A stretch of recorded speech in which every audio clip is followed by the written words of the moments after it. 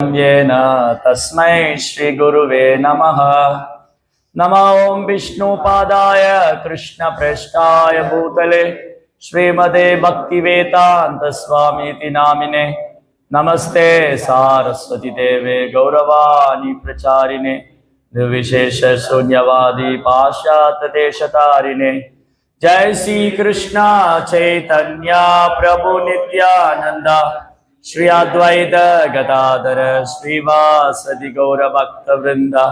हरे कृष्णा कृष्णा कृष्णा हरे हरे, हरे राम राम राम हरे हरे। वेदरसि दिक्सुरनेदिकपति कमनीयम् दशमुखमौलिं बलिं रमणीयम् दशमुखमौलिं बलिं रमणीयम् केशवतीर्था राम शरीरा केशवतीर्था राम शरीरा। जय जगदीश हरे, जय जगदीश हरे, जय जगदीश हरे। जय सीताराम लक्ष्मण हनुमान समेत श्री रामचंद्र प्रभु की जय। श्री राम नवमी महोत्सव की जय। हरे कृष्णा। பக்தர் எல்லாருக்கும் இனிமையான மாலை வணக்கம். இன்றைய சத்சங்கத்துல கலந்துட்டு இருக்கிற எல்லா பக்தர்களுக்கு என்னுடைய பணிவான நமஸ்காரம். இன்னைக்கு ரொம்ப மங்களகரமான தினம், ஸ்ரீராம நவமி. பகவான் கிருஷ்ணர் அவதரித்தது கிருஷ்ண ஜென்மாஷ்டமி, ராமர் அவதரித்தது ஸ்ரீராம நவமி. பகவான் கிருஷ்ணர் நடு ராத்திரியில தோன்றினாரு, ராமர் பகல் பொழுதுல தோன்றினாரு. ராமர் அயோத்தியால அரண்மனையில தோன்றினாரு, கிருஷ்ணர் சிறைச்சாலையில தோன்றினாரு. ராமருக்கு ஒரே மனைவி தான் இருந்தாங்க, கிருஷ்ணருக்கு 16,108 மனைவி இருந்தாங்க. அப்ப என்னது இது, எப்படி புரிஞ்சுக்கிறது? ராமலீலையும் கிருஷ்ணலீலையும் நம்ம பௌதிக கண்ணோட்டத்தால புரிஞ்சுக்க முடியாது. பகவானுடைய லீலைகளுக்கு ஒரு நோக்கம் இருக்கும், அந்த அவதாரத்துக்கு நோக்கம் இருக்கு, லீலைகள் இருக்கு. அது ஆச்சாரியர்கிட்ட இருந்து கேட்டு தெரிஞ்சுக்கணும். அப்போ பகவான் ஸ்ரீ ராமனுடைய சரித்திரம் ராமாயணம். ராமாயணம் என்று சொன்னால் ராமனின் பாதையில், ராமன் சென்ற பாதை, பகவான் ஸ்ரீ ராமரின் பாதையில், அதான் ராமாயணம். ரைட்? சரி, அதுக்கப்புறம் சீதாயாம் சரித்தம் மகத். சீதா தேவி இல்லைன்னா ராமாயணம் இல்லை, சீதை இல்லைன்னா ராமாயணம் இல்லை. ராமாயணம் இந்த சும்மா ஒரு மணி நேரம் 2 மணி நேரத்திலாம் பேசிட முடியாது. ராமருடைய லீலைகள் எல்லையற்றது, அளவிட முடியாது. அதனால இன்னைக்கு நம்ம என்ன பண்ண போறோம், ராமாயணத்துல முழு லீலைகளையும் இப்போ படிக்க போறதில்ல. ராமாயணம் நம்ம வாழ்க்கையோடு சம்மந்தப்பட்டிருக்கு. ராமாயணம் நம்ம வாழ்க்கையோடு சம்மந்தப்பட்டிருக்கு. ராமாயணம் வாழ்க்கைக்கான பாடம். ராமாயணம் நம்மளது வாழ்க்கைக்கான பாடம். ஒரு காலத்துல இதுதான் பாடமா இருந்தது. ராமாயணம், மகாபாரதம் இதெல்லாம் தான் பாடமா இருந்தது. பகவத்கீதை, பாகவதம். ஆனா காலப்போக்கில் இந்த பாடம் இல்லை இப்போ. அதனால இன்னைக்கு பெரும்பாலும் குழந்தைங்க கல்லூரிகளில், பள்ளிகளில், யூனிவர்சிட்டி, பல்கலைக்கழகங்களில் மெட்டீரியல் நாலேஜ், மெட்டீரியல் எஜுகேஷன், பௌதிக கல்வி தான் உங்களுக்கு கிடைக்குது. ஸ்பிரிச்சுவல் எஜுகேஷன், ஆன்மீக கல்வி. இது ஆன்மீக கல்விக்கும் பௌதிக கல்விக்கும் என்ன வித்தியாசம்னு சொன்னா, இன்னைக்கு பௌதிக கல்வியில நிறைய பேர் படிக்கிறாங்க, நிறைய பட்டம் வாங்குறாங்க. ஆனா அவங்ககிட்ட அசுரத்தனமான குணங்கள் அதிகமாயிட்டே இருக்கு. நிறைய கிரிமினல் ஆக்டிவிட்டிஸ் அதிகமாக, நிறைய பாவகாரியங்கள் அதிகமாக செய்கிறாங்க, தவறு செய்கிறாங்க. So many problem in society. இல்லையா? சமுதாயத்தில் பௌதிக கல்வினால் நிறைய பிரச்சனை. ஸோ ஆன்மீக கல்வி எப்படின்னா நல்ல குணநலங்களை உள்ள நல்ல சந்ததிகளை உருவாக்கும், நல்ல பிரஜைகள், நல்ல மனிதர்கள், நல்ல குணநலம் உள்ளவங்களை உருவாக்கக்கூடியது ஆன்மீக கல்வி. அப்போ ராமாயணம் நம்மளோட வாழ்க்கையோடு சம்மந்தப்பட்டிருக்கு. நம்ம இப்படித்தான் வாழ வேண்டும், எப்படி வேணாலும் வாழலாம் அல்ல, இப்படித்தான் வாழ வேண்டும் என்று கற்றுக் கொடுப்பது ராமாயணம். சரி, இப்ப ராமாயணத்துல நிறைய பேர் இருக்காங்க, நிறைய பக்தர்களுடைய சரித்திரம், நிறைய பேருடைய வாழ்க்கை தியாகம், அப்புறம் அவங்களுடைய பேரு. ராமாயணத்துல இருக்கிறவங்க பேர் எல்லாமே நம்ம வாழ்க்கையோடு சம்பந்தப்பட்டிருக்கு. ராமாயணத்தில் இருக்கிறவங்க பேர் எல்லாமே நம்ம வாழ்க்கையோடு சம்பந்தப்பட்டிருக்கு. ராமாயணத்தில் இருக்கிறவங்க பேர் எல்லாமே நம்ம புலன்களோடு சம்பந்தப்பட்டிருக்கு. ஒருவருக்கும் ஒரு புலன்கள் இருக்கு இல்லையா, நமக்கு இந்த புலன்களோடு சம்பந்தப்பட்டிருக்கு. சரி, இப்ப நீங்க ராமாயணத்துல ஒருத்தர் பேர் சொல்லுங்க. லக்ஷ்மணன். லக்ஷ்மணன் சொன்னா தியாகம். லக்ஷ்மணன் வந்து பலராம். லக்ஷ்மணா வந்து பலராம். லக்ஷ்மணனும் பகவான் தான், பகவானுக்கு சேவை பண்ற பகவான். அப்போ உடனே கேள்வி வரும், அது என்னங்க பகவானே பகவானுக்கு சேவை பண்ணிக்குவாரா? ஏன் பகவானே பகவானுக்கு சேவை பண்ணணும்? லக்ஷ்மணன் பகவான்னா அவர் ஏன் ராமருக்கு சேவை பண்ணணும்? அப்ப என்ன அர்த்தம், எப்படி புரிஞ்சுக்கிறது? லக்ஷ்மணன் பகவான்னு சொன்னா ஆதிசேஷன், அவர் அனந்தன், பலராமன், சங்கர்ஷ்ணர், அவர் பகவானுடைய அவதாரம்னா அவர் ஏன் ராமருக்கு சேவை பண்ணணும்? ஆதிசேஷன் பகவானுக்கு சேவை பண்றார், அனந்தன் பகவானுக்கு சேவை பண்றார், பலராமர் எப்பவும் கிருஷ்ணருக்கு சேவை பண்ணிட்டே இருக்கார், நித்யானந்த பிரபு சைத்தன்ய மகாபிரபு சேவை பண்றார். எப்பெல்லாம் பகவான் இந்த பூமியில வர்றாரோ அப்ப பலராமரும் கூட வர்றார். அப்ப பகவான் ஸ்ரீ ராமரா வந்தப்போ பலராமர் லக்ஷ்மணனா வந்தார். அவரே பகவான், அவரே பகவானுக்கு சேவை பண்ணணும். ஏன் ஏன் ஏன் ஏன்னா ஒருத்தர் சேவையை ஏற்றுக்கொள்ற பகவான், ஒருத்தர் சேவை செய்யற பகவான். ஒருத்தர் சேவையை ஏற்றுக்கொள்ளும் பகவான், ஒருத்தர் சேவை செய்யும் பகவான். சரிங்க, அப்புறம் எங்க பகவானே பகவானுக்கு சேவை பண்ணணும்? பகவானே ஏன் பகவானுக்கு சேவை செய்கின்றார்?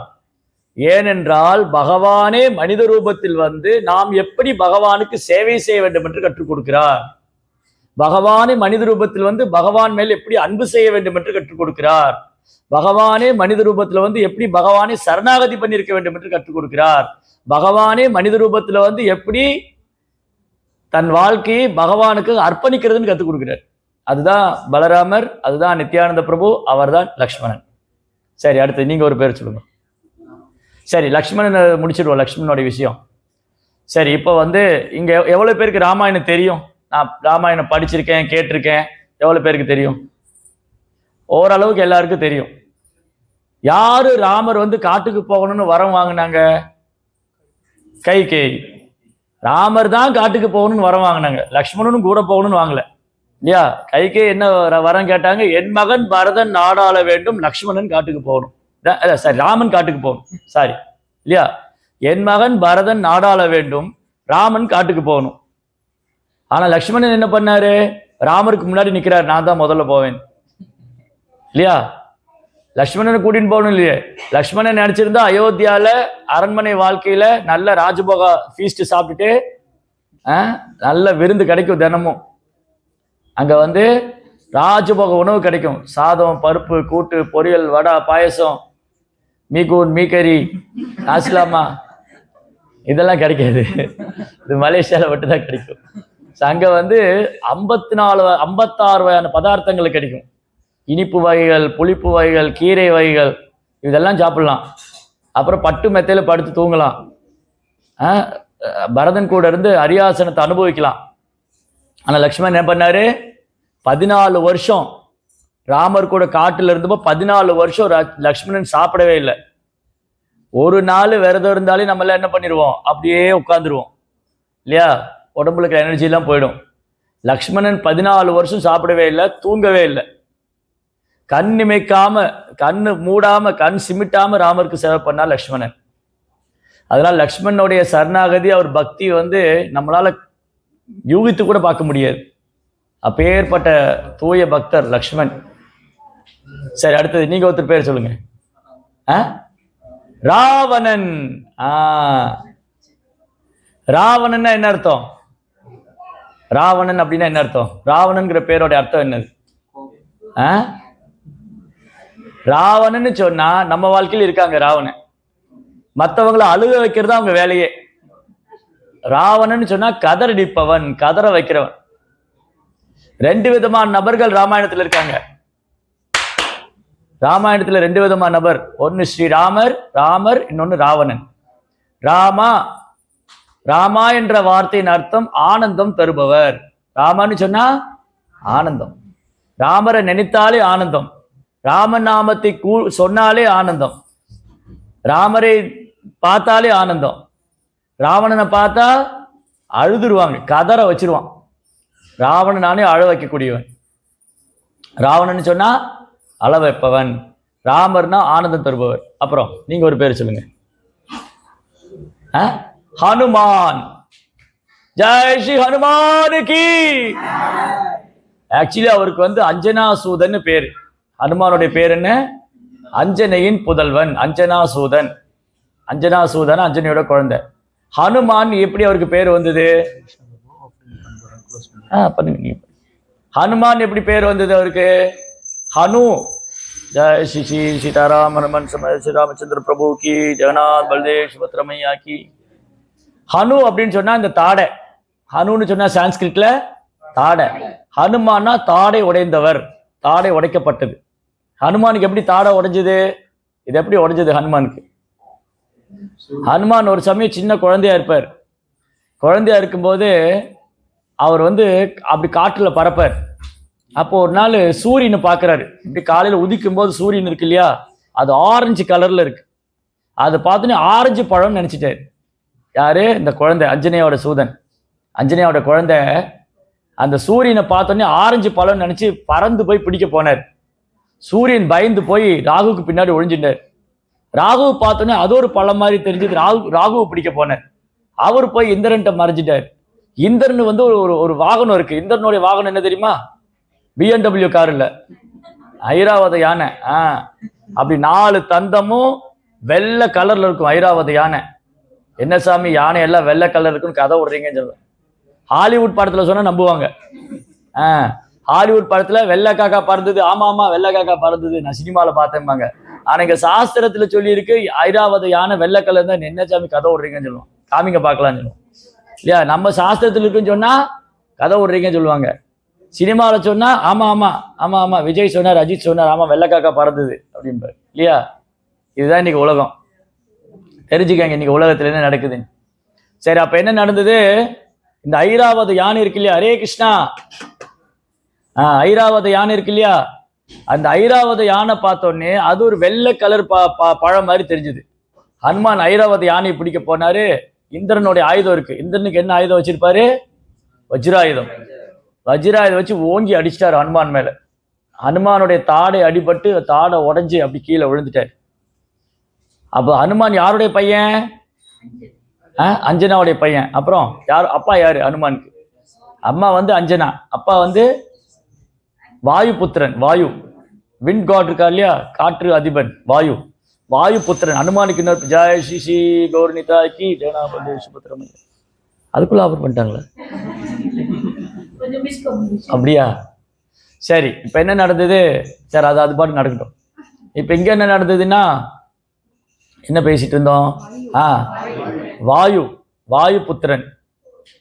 அஞ்சனைக்கு வாயுக்கும் குழந்தையா வந்தார். என்ன சொல்ல வந்து இது வந்து மறந்து போச்சு. வாயு. அம்மா வந்து அஞ்சனா, அப்பா வந்து வாயு, வாயுவோடைய புத்திரன். அப்ப வாயுக்கு வந்து என்னாச்சு? இப்ப வந்து இவரை நான் அடிச்சுட்டேன். நந்தகிஷோரை ஓங்கி ஒரு அறை விட்டேன். அப்ப என்ன ஆகும்? நந்தகிஷோர் இங்க மயங்கி விழுந்தார். அப்ப அடுத்தது என்ன நடக்கும்? அவங்க அப்பா வந்து எனக்கு 2 அறை விடுவார். என்ன துணிச்சில இருந்தா என் பையனை நீங்க அறை விடுவீங்க? நீங்க ஏதோ வந்தீங்களா, சத்சங்கம் பண்ண, உபன்யாசம் பண்ணமா, பிரசாதம் சாப்பிட்டோமா, போனோமான்னு இருக்கணும். இந்த பசங்க மேல கை வைக்கிற வேலையெல்லாம் இருக்கக்கூடாது இல்லையா? சண்டைக்கு வந்துடுவாங்க. அது மாதிரி வாயு தேவனுக்கு கோவம் வந்துருச்சு. என் குழந்தைய போய் 5 வயசு குழந்தை, அந்த குழந்தைக்கு என்ன தெரியும்? அதை போய் இந்திரன் வஜ்ராயத்துல அடிச்சு விட்டானேன்னு சொல்லிட்டு வாயு என்ன பண்ணாரு? அண்ட சராசரம் காற்றை அப்படி நிறுத்தி வச்சுட்டாரு. காற்று இல்லைன்னா என்ன ஆகும்? அவ்வளவுதான், பினிஷ், முடிஞ்சது இல்லையா? காற்று இல்லைன்னா உயிர் வாழ முடியுமா? ஒரு ஜீவராசியும் உயிர் வாழ முடியாது காற்று இல்லாம. அப்புறம் எல்லா தேவர்களும் பிரம்மாட்ட ஓடுனாங்க.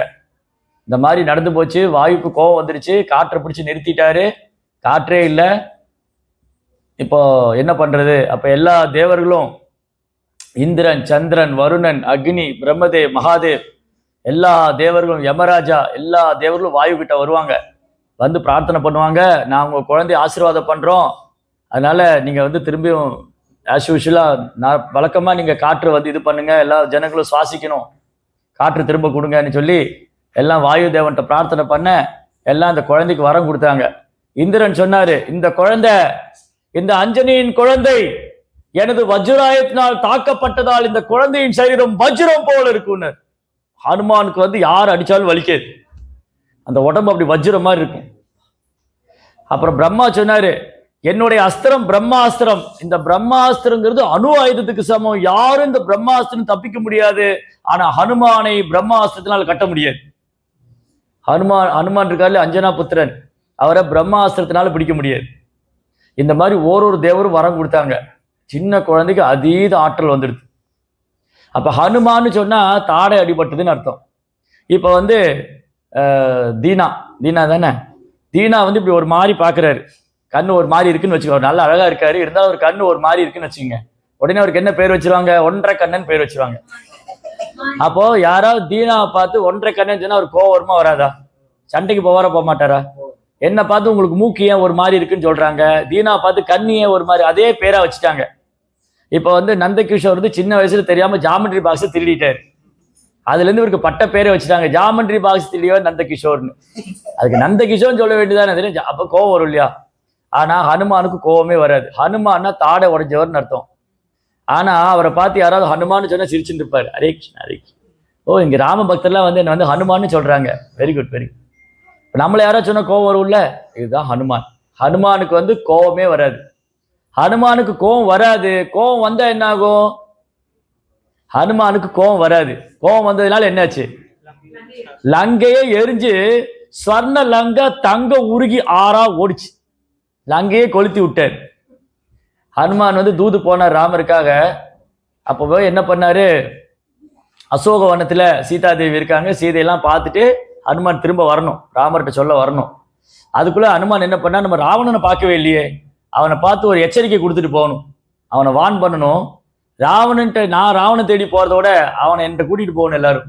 அப்ப என்ன பண்ண, அந்த அசோகவனத்துல பெரிய பெரிய பில்லர்லாம் இருக்கும், தூண் இருக்கும் அந்த மண்டபத்துல, அந்த தூணை எடுத்து எல்லாம் அடிச்சு உடைச்சு அங்க இருக்கிற அசுரங்கள் எல்லாம் ராட்சசர்களெல்லாம் கொன்று இந்த செய்தி ராவணனுக்கு போயிடுத்து. யாரோ ஒரு வானரம் அசோகவனத்துக்குள்ள வந்து அசோகவனத்தையும் தும்சம் பண்ணிடுத்துன்னு. அப்புறம் நிறைய வராங்க, மந்திரிகள் வராங்க, அமைச்சர்கள், 80,000 ராட்சசர்கள் வந்தாங்க ஹனுமானை பிடிக்கிறதுக்கு. 80,000 ராட்சசர்கள், ஒருத்தர் கூட ஹனுமானை டச் பண்ண முடியல, நெருங்க முடியல. கடைசியில எல்லாம் வந்து மந்திரி வந்தான், அவன் செத்து போனான், ஹனுமான் எல்லாத்தையும் கொன்னு யமலோகத்துக்கு அனுப்பிச்சு வச்சுட்டு இருக்கு. கடைசியில என்ன பண்ணாரு ஹனுமான் வந்து என்ன பண்ண, இப்படி ஒருத்தனையா சண்டை போட்டு கொண்டுட்டு இருக்கா. இப்ப ராவணன் சொன்னா அவன் பையன் அனுப்பிச்சு வச்சான், மேகநாதன், இந்திரஜித்தின் பேரவன். அவன் வந்தான். அவன் என்ன பண்ணா, இந்த வானரத்தை நான் வந்து இது ரொம்ப சக்தி உள்ள வானரமா இருக்கு, நான் பிரம்மாஸ்திரம் போட்டு பிடிச்சிடணும். பிரம்மாஸ்திரத்துல ஹனுமானை பிடிக்க முடியுமா? முடியாது. இவன் பிரம்மாஸ்திரம் போட்டான், ஹனுமானுக்கு தெரிஞ்சு போயிடுத்து, என்னை இவன் பிடிக்க முடியாதுதான், இருந்தாலும் நான் மாட்டிக்கிட்டேன்னு வச்சுக்கீங்களேன், என்னை ராவணத்தை கூட்டிட்டு போவான், அப்ப ராவணனை நேருக்கு நேர் சவால் விடலாம் அப்படின்னு சொல்லிட்டு ஹனுமான் வந்து பிரம்மாஸ்திரத்துல மாட்டின்றுவார். ஹனுமான் மாட்டின உடனே இந்த இந்திரஜித்தை வந்து அவரை பிடிச்சு கட்டி கூட்டிட்டு வந்தான். சபையில கூட்டிட்டு வந்தோடனே ராவணன் ஒரு பெரிய சிம்மாசனத்தை உட்காந்துருக்காரு. ஹனுமான் என்ன பண்ணாரு, வாழை சுருட்டி சுருட்டி சுருட்டி சுருட்டி அது பெரிய சிம்மாசனம் ஆக்கி அது மேல உட்காந்துருக்கு, ராவணனுக்கு மேல உட்காந்துட்டு இருக்காரு. உட்கார்ந்து சொல்றாரு, ஏய் ராவணா, ராட்சசனே, மரியாதையா சீதா மாதா ராமர்ட்ட அமுச்சு வச்சுடு, இல்லாட்டி நான் ஒரு வானரம் உன்னோட லங்கைக்குள்ள வந்த ஒரு லங்கை தாங்கல, நான் வந்து ஒரு வானரம் உன்னோட லங்கைக்குள்ள வந்த ஒரு லங்கை தாங்கல, இந்த மாதிரி கோடிக்கணக்கான வானரம் வந்துட்டு இருக்காங்க, அவ்வளவுதான், லங்கையே பீஸ் பீஸா எடுத்து கூட கடல்ல போட்டுருவாங்க, அதனால மரியாதையா சரணடைஞ்சிருன்னா. ராவணனுக்கு கோபம் வந்துருச்சு, யார் அங்கே, இந்த வானரத்தை கொல்லுங்கள். அப்ப விபீஷணன் சொன்னா, இல்ல இல்ல அண்ணா, அப்படி செய்யக்கூடாது, தர்மம் இல்ல, அந்த தூதுவன் அவன் ராமதூதனா வந்திருக்கான், அந்த தூதுவனை ஒற்றனை கொல்றது வந்து அது தர்மம் இல்ல, நீ அவனை ஏதாவது தண்டனை கொடுங்க, அவனை கொல்லக்கூடாது. யாருங்க, இந்த வானரத்தின் வாளில் நெருப்பை வையுங்கள். ஹனுமானுடைய வாளில் துணியை சுத்தினா அது வாள் நீண்டு போயிட்டே இருக்கு, அவர் துணியை சுத்திட்டே இருந்தான், சுத்தி சுத்தி அவன் சோர்ந்து போனான். கடைசியில நெருப்பு வச்சு விட்டாங்க. ஹனுமான நெருப்புக்கு ஏதாவது பாதிப்பு, நெருப்புனால ஹனுமானுக்கு ஏதாவது பாதிப்பு வருமா? ஹனுமான் என்ன பண்ணார், லங்கையே கொளுத்தி விட்டார், லங்காலாம் தீ பிடிச்சி எரிஞ்சுது. அந்த மாதிரி யாராவது பிரபுவோடைய சேவைக்கு இடைஞ்சல் பண்ணாங்க அப்படின்னு சொன்னா, யாராவது பகவானுக்கு அபராதம் பண்றாங்கன்னு சொன்னா பக்தனுக்கு கோவம் வரும். அந்த பக்தனை ஏதாவது சொன்னா கோவம் வராது. அன்னைக்கு சைத்தன்ய சரிதாமிரத்தை பார்த்தோம் இல்லையா, மகாபிரபு யாராவது திட்டினா ஒரு கோவம் வராது, பக்தர்களை திட்டினா ஒரு கோவம் வந்துடும். அந்த மாதிரி ஹனுமானுக்கு என்னாச்சு, ராமருக்கு வந்து குற்றம் பண்ணதுனால இந்த லங்கையை எரிச்சு போடணும்னு போனேன்.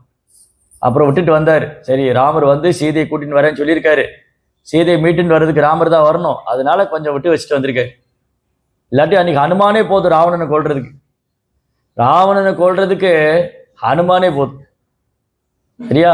ஸோ ஹனுமான்னு சொன்னா, ஹனுமான் அப்படின்னு சொன்னா அவருடைய சேவை வந்து சுயநலமற்ற சேவை, தன்னலமற்ற சேவை, எந்த ஒரு உள்நோக்கும் கிடையாது, அந்த ஒரு சேவையில எந்த ஒரு எதிர்பார்ப்பும் கிடையாது. ஹனுமானுடைய சேவை எப்படி? சுயநலமற்ற, தன்னலமற்ற, எந்த ஒரு உள்நோக்கும் இல்லாத வெறுமனே பிரபுவை சந்தோஷப்படுத்தணும், அவ்வளவுதான் ஒரு சேவை. ஹனுமான்னு சொன்னா பகவானை சந்தோஷப்படுத்தணும், வேற எந்த ஒரு நோக்கம் கிடையாது. இதெல்லாம் யுத்தம் எல்லாம் முடிஞ்சு ஒரு நாள் சீதாதேவி என்ன பண்ணாங்க, அரண்மனையில் இருக்காங்க. ஹனுமானும் அந்த அரண்மனையில் சீதாதேவி பார்த்துட்டாரு. சீதாதேவி என்ன பண்றான்னு பார்த்துட்டாங்க. சீதாதேவி வந்து பொட்டு வச்சுட்டு இருக்காங்க, நெத்தியில பொட்டு வச்சுட்டு கொஞ்சம் குங்குமம் எடுத்து இங்க இந்த இடத்துல வச்சாங்க. அப்ப ஹனுமான் கேட்டாரு, சீதா மாதா இங்கேயே குங்குமம் வச்சிங்கன்னு சொன்னாங்க. அப்போ சீதாதேவி சொன்னாங்க, ஹனுமான் இங்க குங்குமம் வச்சா ராமருக்கு ரொம்ப பிடிக்கும் அப்படின்னு சொன்னாங்க. இங்க வந்து சந்தனம் குங்குமம் எல்லாம் வச்சா ராமருக்கு ரொம்ப பிடிக்கும். இந்த ஹனுமான் என்ன பண்ணாரு, நேரா போய் உடம்பு பூரா சந்தனத்தை குங்குமத்தி பூசிட்டு வந்துரு. சபையில வந்து பார்த்தா எல்லாம் சிரிப்பாங்க. நீங்க நார்த் இந்தியாவில போனா ஹனுமானுக்கு வந்து பார்த்தா உடம்பு பூரா அந்த எல்லோயிஷ், அந்த செந்தூரம் போட்டுரும். செந்தூரம் பெண்கள்லாம் வந்து இந்த இடத்துல செந்தூரம் வைப்பாங்க, ஆரஞ்சு கலர்ல இருக்கும். நீங்க நார்த் இந்தியாவில போனா எல்லா ஹனுமான் விக்கிரகம் செந்தூரம் பூசி இருக்கும் உடம்பு பூரா. அப்ப ஹனுமான் நினைச்சாராம், ராமருக்கு சந்தோஷம் கொடுக்கணும், ஏன் இத்தினோட்டு பொட்டு மட்டும் சீதா வச்சுக்கணும், உடம்பெல்லாம் பூத்திக்க வேண்டியதானே. அப்ப ராமருக்கு எவ்வளவு சந்தோஷம் இருக்கும் இல்லையா? சீதாதேவி வந்து இங்க பொட்டு வச்சா ராமருக்கு சந்தோஷம் இருக்கும், செந்தூரம் வச்சுக்கிறாங்க, அது ஏன் துளியோண்டு வைக்கணும்? அப்படி ராமருக்கு சந்தோஷம் கிடைக்கும்னு சொன்னா நான் என் உடம்பு பூரா பூசிட்டு. ஜெய் ஸ்ரீ ஹனுமானுக்கு. சரி, நீங்க ஒருத்தர் பேர் சொல்லுங்க ராமாயணத்துல. சீதாதேவி. சீதா சீதா அப்படின்னு சொன்னா சீதா யாரோட பொண்ணு, யாருக்கு மகளா வந்தாங்க? ஜனக மகாராஜ் இல்லையா? ஸோ ஜனக மகாராஜா வந்து மிதிலையோடைய சக்கரவர்த்தி, மிதிலையோடைய ராஜா. ஜனகர் என்ன பண்ணுவாங்க, ராஜாக்கள்லாம் வந்து தானம் செய்வாங்க, யாகம் பண்ணுவாங்க, நிறைய தான தர்மம் பண்ணுவாங்க, நிறைய யஜ்யங்கள் செய்வாங்க. அஸ்வமேத யஜ்யம், ராஜ யஜ்யம், யாகம்லாம் செய்வாங்க. அந்த யாகம் செய்யறதுக்கு முன்னாடி ராஜா என்ன பண்ணுவாங்க, அந்த நிலத்தை உழுவாங்க. அவரே காளை மாட்டை பூட்டி அதுல ஏற்கலப்பை வச்சு அது நிலத்தை உழுவாங்க. அந்த ஏற்கலப்போட டிப் இருக்கு இல்லையா, அந்த ஏற்கலப்போட கூர்மையான பாவத்தை சீதான்னு பேர். ஒரு நாள் ஜனக மகாராஜ் நிலத்தை உழும்போது அது தரையில குத்திச்சு. ஜனகர் ஓடி போய் பார்த்தா அங்க ஒரு அழகான குழந்தை, அப்படியே பொன்னிறத்துல, அப்படி தங்கத்தை உருக்கி காய்ச்சிய பொன்னிறம், அப்படி கண்கள்லாம் தாமரை இதழ் மாதிரி இருக்கு. ஜனகர் அப்படியே இந்த குழந்தைய எடுத்து மார்போடு தழுவிக்கிட்டார். நான் சீதாதேவினா அந்த ஏற்கலப்பையோடைய விளிம்புல இருந்து தோன்றியவங்க. அப்புறம் அவங்களுக்கு இன்னொரு பேர் ஜானகி. ஜானகின்னா ஜனகரின் புதல்வி. சரி, அப்ப நீங்க ஒருத்தர் பேர் சொல்லுங்க. ராமாயணத்துல யார் பேர் தெரியும் உனக்கு? என்ன பண்றதுன்னு தெரியல. இருங்க கொஞ்சம் யோசிங்க, அப்புறம் வர. நீங்க சொல்லுங்க. விபீஷணன். விபீஷணா வந்து ராட்சசன். விபீஷணா யாரு? ராட்சச குலத்துல பிறந்தவர். ராவணன், கும்பகர்ணன், விபீஷணன், சூர்பனகா, கரண், தூஷன், இவங்கெல்லாம் ஒரே ஃபேமிலி. இந்த குடும்பத்துல வந்து, இந்த ராட்சச குடும்பத்துல ராவணன், கும்பகர்ணன், விபீஷணன் 3 பேர் தவம் பண்ணாங்க. பிரம்மா கிட்ட வரம் வாங்குறதுக்காக கடுமையா தவம் பண்ணாங்க. அவங்க தவத்துல ரொம்ப சந்தோஷமாயி பிரம்மதேவர் அவர் முன்னாடி தோன்றினார். ராவணன்ட்ட கேட்டார், ராவணா உனக்கு என்ன வரம் வேணும்னு கேட்டார். நான் வந்து எனக்கு மரணமே இருக்கக்கூடாதுன்னு சொன்னார். ராவணன் வந்து சொன்னார், எனக்கு மரணமே வரக்கூடாது. அப்போ பிரம்மா சொன்னார், நானே ஒரு நாள் இறந்து போயிடுவேன். அப்ப ராவணன் சொன்னாரு, என்னை வந்து தேவர்களால கொல்லக்கூடாது, என்னை வந்து விலங்குனால கொல்லக்கூடாது அப்படின்னு சொன்னாரு. சரின்னு சொல்லிட்டாரு. இந்த ராவணனுக்கு என்னன்னா, மனுஷங்கள்லாம் அற்ப உயிரினும். இந்த நானே ராட்சச மனுஷனை கொன்று அவன் கழுத்தை திருகி அந்த ரத்தத்தை குடிக்கிறவன் ராவணன். அப்பேற்பட்ட ராட்சசனுக்கு வந்து மனுஷங்கள்லாம் ஒரு சின்ன பூச்சி மாதிரி. இப்ப நமக்கு முன்னாடி ஒரு எறும்பு போச்சுன்னு வச்சுக்கோங்க, அது ஒரு அற்ப உயிரினம். நமக்கு முன்னாடி எறும்பு வந்து ஒரு அற்ப உயிரினம். ராவணனுக்கு மனுஷங்கள்லாம் அற்ப உயிரினம். அதனால மனுஷங்க என்ன பண்ணிடுவாங்க, அதனால மனுஷங்களை ஒரு பொருட்டாவே எடுத்துக்கல. அதனாலதான் ராமர் என்ன ரூபத்துல வந்தாரு? பகவான் என்ன ரூபத்துல வந்தாரு? மனித ரூபத்துல வந்தாரு. ஜெய் ஸ்ரீ ராமச்சந்திர பிரபுக்கு. அப்புறம் கும்பகர்ணன் தவம் பண்ணார். இப்ப ராவணனுக்கு வரம் கொடுத்துட்டாரு. அவன் மனுஷங்களால் மட்டும்தான் அவனை கொல்ல முடியும். வேற எந்த அதீத சக்தி கொடுத்துட்டாரு பிரம்மா. இப்ப கும்பகர்ணன் தவம் பண்ணிட்டு இருக்காரு. பிரம்மா வரம் கொடுக்க போனாரு. தேவர்கள்லாம் வந்து பிரார்த்தனை பண்ண, ஐயா அவன் ஒருத்தனோட அட்டூழியமே தாங்க முடியாது, இவனுக்கு வேற வரம் கொடுத்து நாங்க என்ன பண்றது? இந்த கும்பகர்ணனா பெரிய மலை மாதிரி இருப்பான். நீங்க இப்போ சைடு போனீங்கன்னா பெரிய பெரிய மலையெல்லாம் இருக்கும். அந்த மாதிரி பெரிய மலை மாதிரி இருக்கான் கும்பகர்ணன். ஒரு மலை மாமிசம் மாதிரி இருப்பான். இந்த கை கால்லாம் இருக்கு இல்லையா, பெரிய பெரிய பாலம் மாதிரி இருக்கும். அந்த கும்பகர்ணன் இருக்கான் இல்லையா, அவன் பிரம்மாண்டமான ஜெய்ஜாண்டிக் ஃபார்ம், அவனுக்கு பெரிய ரூபம். அவன் வந்து தவம் பண்ணிட்டு இருக்கும்போது பிரம்மா வந்து வரம் கொடுக்க போனாரு. தேவர்கள்லாம் சொன்னாங்க, அவனுக்கு வரம் கொடுத்துடாதீங்க, ஐயோ அவன் தவம் பண்றானே, வரம் கொடுக்காம இருக்க முடியாது, ஏதாவது செய்யுங்க. அவனுக்கு மட்டும் வரம் கொடுத்தீங்க, தேவர்களுடைய வாழ்க்கை அவ்வளவுதான், முடிஞ்சே போயிடும். அப்போ பிரம்மா என்ன பண்ணார், சரஸ்வதியை கூப்பிட்டார். சரஸ்வதி தேவி என்ன பண்ணாங்க, கும்பகர்ணன் நாக்கில் போய் உட்காந்துக்கிட்டாங்க. கும்பகர்ணன் வந்து தவத்தில் இருக்கும்போது பிரம்மா கேட்கிறார், கும்பகர்ணா உனக்கு என்ன வரம் வேணும்? அவன் கண்ணை முழிச்சு பார்த்தா பிரம்மா நிற்கிறார். நான் தூங்கிக்கிட்டே இருக்கணும்னு கேட்டான். நான் வந்து நீண்ட நேரம் தூங்கணும், அப்படியே ஆகட்டும்னு சொல்லிட்டேன். அதுக்கப்புறம் ஐயோ நான் போய் தூங்குற வரம் கேட்டேனே இல்லையா. நம்ம சத்சங்கத்தில் எவ்வளோ கும்பகர்ணன் இருக்காங்க, லீவ் விட்டாலும் காலையிலேயே எழுப்பி விட்டுறாங்க, ஜபம் பண்ணுன்னு சொல்றாங்க. ஞாயிற்றுக்கிழமை ஒரு நாள் தான் லீவு, அன்னைக்கும் ஒரு 8 மணி வரைக்கும் தூங்கலான்னு பார்த்தா 4:30 மணிக்கே அலாரம் வச்சு எழுப்பி விட்டுறாங்க. எப்படித்தான் கும்பகர்ணன் நமக்கு ரொம்ப பிடிக்கும். சரி, இப்போ இந்த விபீஷணன்ட்ட வந்தார் அடுத்தது பிரம்மா. விபீஷணா உனக்கு என்ன வர வேணும்னு கேட்டார். விபீஷணன் சொன்னா எப்பவுமே தர்மத்தை ஃபாலோ பண்ணணும், தர்மத்தின்படி நடக்கணும், அப்படியே ஆகட்டும் இல்லையா. சரி, இப்போ வந்து இந்த கும்பகர்ணன் மேட்ருக்கு வருவோம். கும்பகர்ணான்னு என்ன அர்த்தம் தெரியுமா? கர்ணா அப்படின்னா சான்ஸ்கிரிட்ல காது, கர்ணானா காது, கும்பகர்ணனா பெரிய காது அப்படின்னா அவன் ரூபத்தை வச்சு அர்த்தம் இல்லை. கும்பகர்ணனா பெரிய உருவம், பெரிய காது. கும்பகர்ணன் என்ன அர்த்தம்னா, கும்பகர்ணன் என்ன அர்த்தம்னு சொன்னா, யாராவது நம்மளை புகழ மாட்டாங்களா, என்ன புகழ்ந்தா நல்லா இருக்குமே, அதாவது தற்பெருமையை விரும்புபவன், அகந்தை, ஆணவம், தற்பெருமை, என்னை எல்லாரும் புகழணும் புகழணும் அப்படி வந்து அந்த யாராவது நம்மளை புகழ்ந்தா, நம்மளை யாராவது புகழ மாட்டாங்களா அப்படின்னு நினைச்சிட்டு இருக்கோம்.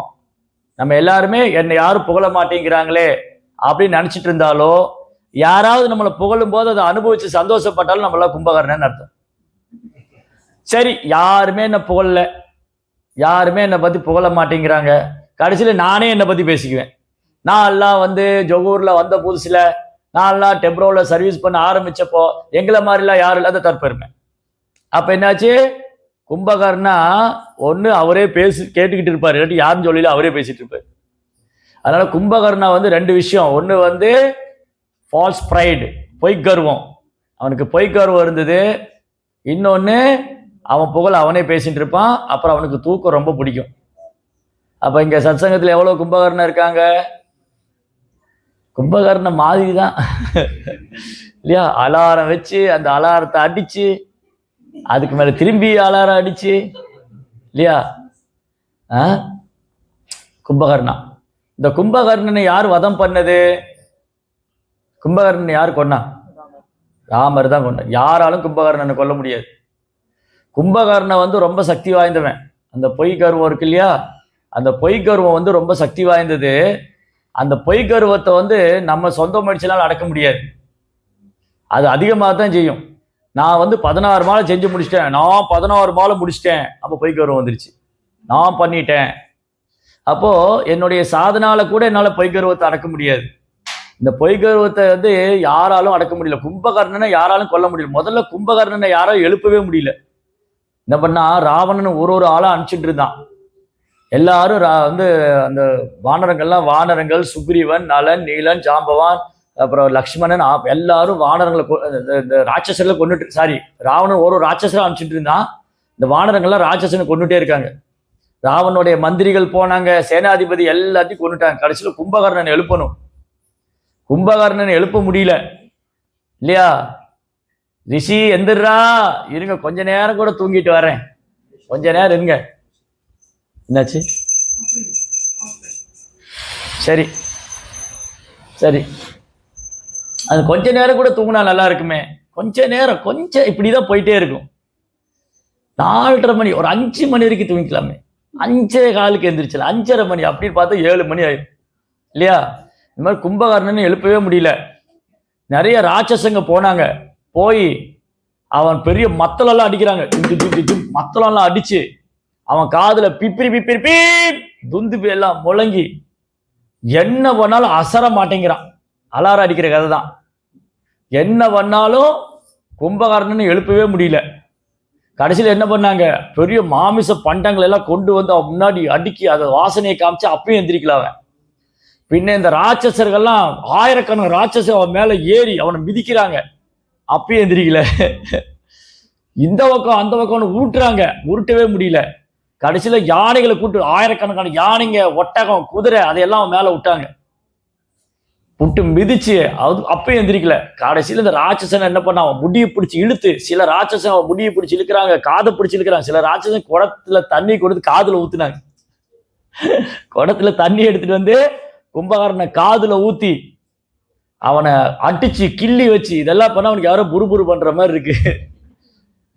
அவன் சுவாசம் இருக்கு இல்லையா, கும்பகர்ணன் சுவாசிச்சு அப்படின்னா பல ராட்சசர்கள் அங்க தெரிச்சு போய் அந்த பக்கம் விழுறாங்க. அவன் மூச்சு காட்டுல ராட்சசெல்லாம் தெரிச்சு போய் விழுந்தாங்க. கடைசியில எப்படியோ ஓரி ஆடி அவனை எழுப்பிட்டாங்க. அவனுக்கு எழுப்பணும்னு பயங்கர கோபம் அவனுக்கு. யாரு என்ன எழுப்புனா? வீட்டுல அப்படிதான் லீவு நாள் எழுப்புனா சும்மா என்னையா எழுப்புனீங்க, சண்டைக்கு போயிடும். கொஞ்ச நேரம் கூட தூங்க விட மாட்டீங்களா? நான் தான் கடைக்கு போகணுமா?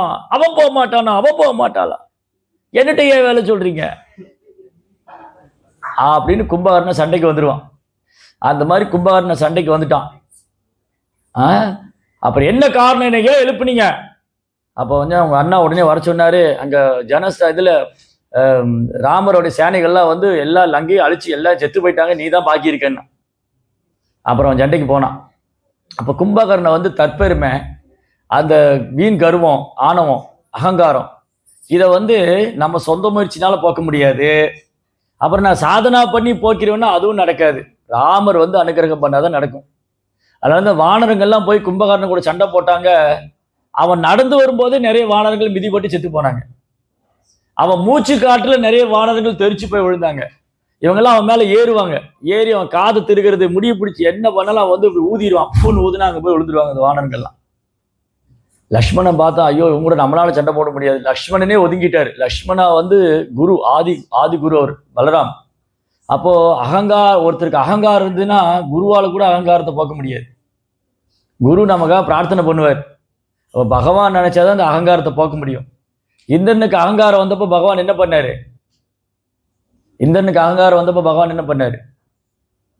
அது என்ன பண்ணா என்ன நீங்களே சொல்லிருங்க. கோவாத்துல மலையை கொடையா பிடிச்சா அகங்காரத்தை போக்குனார் இல்லையா? அந்த மாதிரி பக்தர்களுக்கு அகங்காரம் வந்தா பகவான் என்ன பக்தர்களுக்கு அகங்காரம் வந்தது, பகவான் 2 கொட்டு தருவார். கை விட்டுற மாட்டாரு. 2 கொட்டு கொடுத்து அவனை வந்து 2 உதை கொடுத்து சரி பண்ணிடுவார்.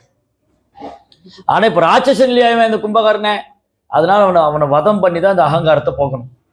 அந்த ஆன்மாவை அதுல இருந்து விடுவிக்கணும். அந்த அகங்காரமான ரூபத்திலிருந்து ஆன்மாவை விடுவிக்கணும். அதனால கும்பகர்ணன் வந்து அகங்காரத்தின் சொரூபம். ரைட். அப்புறம் வேற ஒருத்தர் பேர் சொல்லுங்க. வேற யாரு? இந்த அவரத கை தூக்குனாரு, தசரத். ரொம்ப அழகான பேர். தசரதன்னு சொன்னா 2 மீனிங் இருக்கு. ஒரு அர்த்தம் வந்து தசரத்னா அவர் 10 திசைகளில் உள்ள எதிரிகளையும் ஜெயிக்கக்கூடியவர். தசா மீன் 10. தசா 10 10 திசைகளிலிருந்து எதிரிகள் வந்தாலும் தசரதர் அவர் எதிர்கொள்வார். Such a talent person. ஒரே ரதத்துல உட்காந்துட்டு 10 திசையிலும் ரதத்தை செலுத்தி எதிரிகளை ஜெயிப்பார். இது அவருடைய நாமத்துக்கு இன்னொரு அர்த்தம். இன்னொரு அர்த்தம் என்னன்னா, நம்ம எல்லாருக்கும் 10 புலன்கள் இருக்கு. 5 கர்மேந்திரியங்கள், 5 ஞானேந்திரியங்கள், 5 செயல் புலன்கள், 5 அறிவு புலன்கள். இந்த புலன்களை வந்து கட்டுப்படுத்தி இருப்பவன் தான் தசரதன். இந்த உடம்பு வந்து ஒரு ரதம் மாதிரி. இந்த உடம்பு ஒரு ரதம். அந்த ரதத்தில் இருக்கிற ஆன்மா இந்த புலன்களை கட்டுப்படுத்தணும். தசரதன் வந்து தன் 10 புலன்களை வென்றவன். ராவணனுக்கு இன்னொரு பேர் இருக்குதுன்னு தெரியுமா? ராவணனுக்கு இன்னொரு பேர் என்ன? தசகிரீவன். 10 தலை. ராவணனுக்கு 10 தலை, 20 காது, 20 கை. இப்போ நமக்கு ஒரு தலை, 2 காது, 2 கை இருந்தாலே இதை பகவானுக்கு சேவை பண்ணலாம் நினைக்கிறப்ப, ராவணன் நினைச்சா எவ்வளவு சேவை பண்ணலாம். 20 காதுலையும் பகவானுடைய புகழ் கேட்கலாம், 20 கையும் பகவானுக்கு சேவை பண்ணலாம். 10 வாயிலும் பகவானுடைய புகழ் பாடலாம். ஆனா ராவணன் என்ன பண்ணாரு? அதெல்லாம் தன் புலன்பதுக்காக பயன்படுத்தினார். அதனாலதான் அவர் ராவணன். ராவணனுக்கு வந்து ஏன் 10 தலையை ராமர் துண்டிச்சார்? ராவனுடைய 10 தலையும் பீஸ் பீஸ் ஆக்கிறார் ராமர். ஏன்னா அந்த தலை பகவான் படி வணங்கல. ராவனுடைய தலை வந்து பகவான் படி வணங்கல. அவன் காது பகவானை பத்தி கேட்கல. அவன் வாய் வந்து பகவானை பத்தி பாடல. ஆனா தசரதர் வந்து ராமர் ஒரு குழந்தையே வந்தார். ஏன்னா தசரதர் புலன்களை வென்றவன். தசரதர் புலன்களை 10 புலன்களை வென்றவர். அதை எப்படி கையாளணும்னு அவருக்கு தெரியும். தசகிரீவன் ராவணன் 10 புலன்களுக்கு அடிமை. அதனாலதான் ராவணன் புலன்களுக்கு அடிமை, தசரதன் ராஜ ரிஷி, புலன்களை வென்றவர். ரிஷின்னு சந்தோஷம் வருது அவருக்கு. ரைட்டா? சரி, அப்புறம் வேற ஒருத்தர் பேர் சொல்லுங்க. கைகேயி. இன்னொரு அழகான பாடம் ராமாயணத்துல. அயோத்தியால வந்து அயோத்தியான்னு என்ன தெரியுமா? அயோத்தியான்னு என்னது? அயோத்தியா என்ற வார்த்தையோட சமஸ்கிருத வார்த்தையோட தமிழாக்க வந்து அயோத்தியா. அங்க யுத்தமே கிடையாது. அயோத்தியால சண்டையே கிடையாது. ஏன் அயோத்தியால சண்டையே இல்லை? அயோத்தியால ஏன் சண்டை இல்லைன்னா அங்க எல்லாருக்கும் ராமர் மேல அன்பு. அங்க யுத்தமே கிடையாது. ஆனா நம்ம வீட்டுல 2 பேர் இருந்தாலும் சண்டை போட்டுக்குவோம். ஏன்னா ராமரை விட நமக்கு தான் இங்க 4 அகங்காரம் தான், இல்லையா? சோ இங்க ஏன் கலியுகத்துல சண்டை நடக்குது? வீட்டுல, வேலைக்கு போற இடத்துல, வியாபாரம் பண்ற இடத்துல, எல்லா இடத்துலயும் சண்டை போட்டுக்கிறாங்க. ஏன்னா ராமரை விட்டுட்டாங்க. ராமரை விட்டுட்டதுனால பொய் அகங்காரத்துல சண்டை போட்டுக்கிறாங்க. அயோத்தியால சண்டையே கிடையாது. அயோத்தியால பூட்டே கிடையாது. பூட்டு கடையே கிடையாது. லாக்கர் ஷாப் இருக்கு இல்லையா? லாக் ஷாப், இந்த பூட்டு கடை, அது அயோத்தியால கிடையாது. ஏன்னா பூட்டுக்கு தேவையே இல்லை. கதவை திறந்து போட்டு வச்சிருப்பாங்க. ஒரு வீட்டுல இருந்து ஒரு பொருள் வெளியே போகாது. ஏன்னா திருடனே கிடையாது. நம்ம சென்டரை திறந்து போட்டு போவோமா? 4 லாக்கர் வச்சிருக்கோம், 4 கீ வச்சிருக்கோம். பிரபு நல்லா லாக் பண்ணிக்கிங்க, பத்திரமா இருந்துக்குங்க. வீட்டை திறந்து இப்ப எல்லாரும் சத்சங்கத்துக்கு வந்திருக்கீங்க. யாரா வீட்டை திறந்து போட்டு வந்திருக்கீங்களா? என்னுடைய வீட்டில் பகவான் கிருஷ்ணர் இருக்கிறார். இந்த வீட்டை யாரும் வந்து கொள்ளையடிக்க முடியாது. இதெல்லாம் கிருஷ்ணர் பார்த்துக்குவாரு, இல்லையா? அதனால வீட்டை நான் திறந்து போட்டு விட்டு வருகிறேன். எனக்கு திருடர் பயமே கிடையாது, இல்லையா? கிடையவே கிடையாது. கலியுகத்துல என்ன பண்ணுவாங்க? லாக்கர் மேல லாக்கரு, முன்ன ஒரு லாக்கு, கீழே ஒரு லாக்கு, மேல ஒரு லாக்கு. இது கிடையாது. நாய் வேற நாய் வேற கத்தி, இல்லையா? வீட்டுக்கு வெளியில நாய், வீட்டுக்குள்ள நான் இருக்கேன், வீட்டுக்கு வெளியில நாய் இருக்கு. இதுக்கடையில லாக்கர் இருக்கு, லாக்கர் மேல லாக்கர். இதுக்கடையில வீட்டுல இருக்கிற லாக்கர் மேல நம்பிக்கை இல்லாம பேங்க்ல ஒரு லாக்கர், பேங்க்ல ஒரு லாக்கர், அந்த லாக்கருக்குள்ள லாக்கர், அதுக்குள்ள நகை, அதுக்குள்ள பணம். இது பார்த்தா சுவிட்ச்ல கொண்டு போய் பணம் போட்டு வச்சிருக்கேன், இல்லையா? இதுதான் கலியுகம். அயோத்தியால வீட்டுக்கு பூட்டே கிடையாது. வீடெல்லாம் திறந்து போட்டிருக்கோம். யார் வேணா யாரெல்லாம் போலாம். யாரும் ஒரு பைசா ஒரு பொருள் எடுக்க மாட்டாங்க. ஏன்னா யாருக்கும் தேவையே கிடையாது. எல்லாருக்கும் எல்லாமே அவங்க வீட்டுல இருக்கு. அப்புறம் திருடனே கிடையாது அயோத்தியால. அப்புறம் பிச்சைக்காரனே கிடையாது. இல்லைன்னா பிச்சை எடுக்கணும். இப்ப என்கிட்ட ஒண்ணு இல்லைன்னா ஐயா அம்மா சாமி ஏதாவது தர்மம் பண்ணுங்கய்யா கேட்கணும்.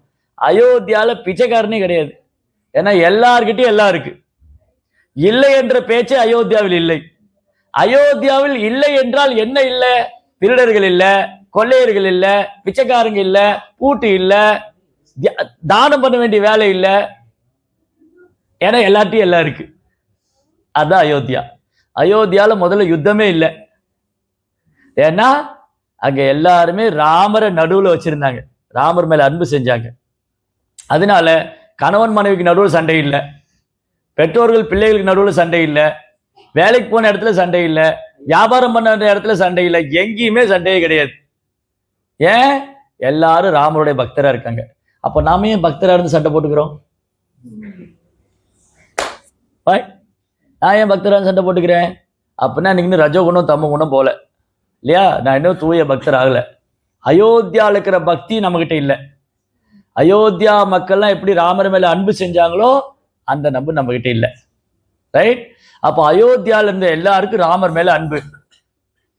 அயோத்தியால இருந்த எல்லா ஜீவன்கள், அங்க இருந்த பறவைகள், மிருகங்கள், குழந்தைங்க, வயசானவங்க, ஆண்கள், பெண்கள் எல்லாருக்கும் ராமர் மேல அன்புனா, அப்ப கௌசல்யை பத்தி சொல்ல என்ன இருக்கு, சுமித்ரா பத்தி சொல்ல என்ன இருக்கு, கைகேயை பத்தி சொல்ல என்ன இருக்கு. கைகேயிக்கு ராமர் தன் மகன் மாதிரி. அவர் இன்னொரு அம்மாவா ராமர் பார்க்கவே இல்லை. கௌசல்ய கிட்ட எப்படி அன்பு பண்ணாரோ அதே அன்புதான் ராமர் கைகை கிட்ட பண்ணாங்க. கைகேயி தன் மகன் பரதன் எப்படி நடத்தினாங்களோ அதே மாதிரிதான் ராமர் நடத்தினாங்க. கைகேயிக்கும் ராமர் மேல அன்பு இருந்தது. அப்ப ஏன் கைகேயி ராமரை வனவாசம் போன சொன்னாங்க? ஏன் ராமர் வனவாசம் போனார்? கைகேயிக்கு ராமர் மேல அன்பு. நாளைக்கு ராமருக்கு பட்டாபிஷேகம். அப்போ கைகேயி என்ன பண்றாங்க, தன்னுடைய அரண்மனையில இருக்கிற சேவகர்கள் பணிப்பெண்களுக்கு தானம் கொடுக்குறாங்க. என்ன கொடுக்குறாங்க? நகைகள், ஆபரணங்கள், தங்க காசுகள், யார் என்ன வந்து கேட்டாலும் கொடுக்குறாங்க. அப்படி செலிப்ரேட் பண்றாங்க ராமருடைய பட்டாபிஷேகத்தை. என் மகன் ராமன், அவன் என் வயிற்றுலதான் பிறக்கல, அதுல அப்படி நினைச்சதே இல்லை கைகேயி. அப்படி இருக்கும்போது ஏன் கைகேயி ராமரை வனவாசம் அனுப்பித்தாள்? மந்தாரா. மந்தாரா எந்த ஊரை சார்ந்தவங்க? அவங்க நம்ம ஊரா இருக்குன்னு நினைக்கிறேன். ஒரு வேலை மலேசியால இருந்து போயிருப்பாங்கன்னு நினைக்கிறேன். கேகே நாட்டுல இருந்து வந்தாங்க. அப்போ அயோத்தியால உள்ளவங்க ராமருக்கு எதிராக செயல்பட்டதா சரித்திரமே இல்லை. அப்ப மந்தாரா எங்கிருந்து வந்தாங்க? மலேசியால இருந்து போனாங்கன்னு நினைக்கிறேன், இல்லையா? இல்ல, கேகே நாட்டுல இருந்து போனாங்க. கேகே நாட்டுல இருந்து போன மந்தாரா அவங்க வந்து கைகையோடைய பர்சனல் மெய்ட் சர்வன், கைகையோடைய ரொம்ப நெருக்கமான சேவகி. அவங்க அப்பா வந்து கேகை நாட்டு மன்னன்.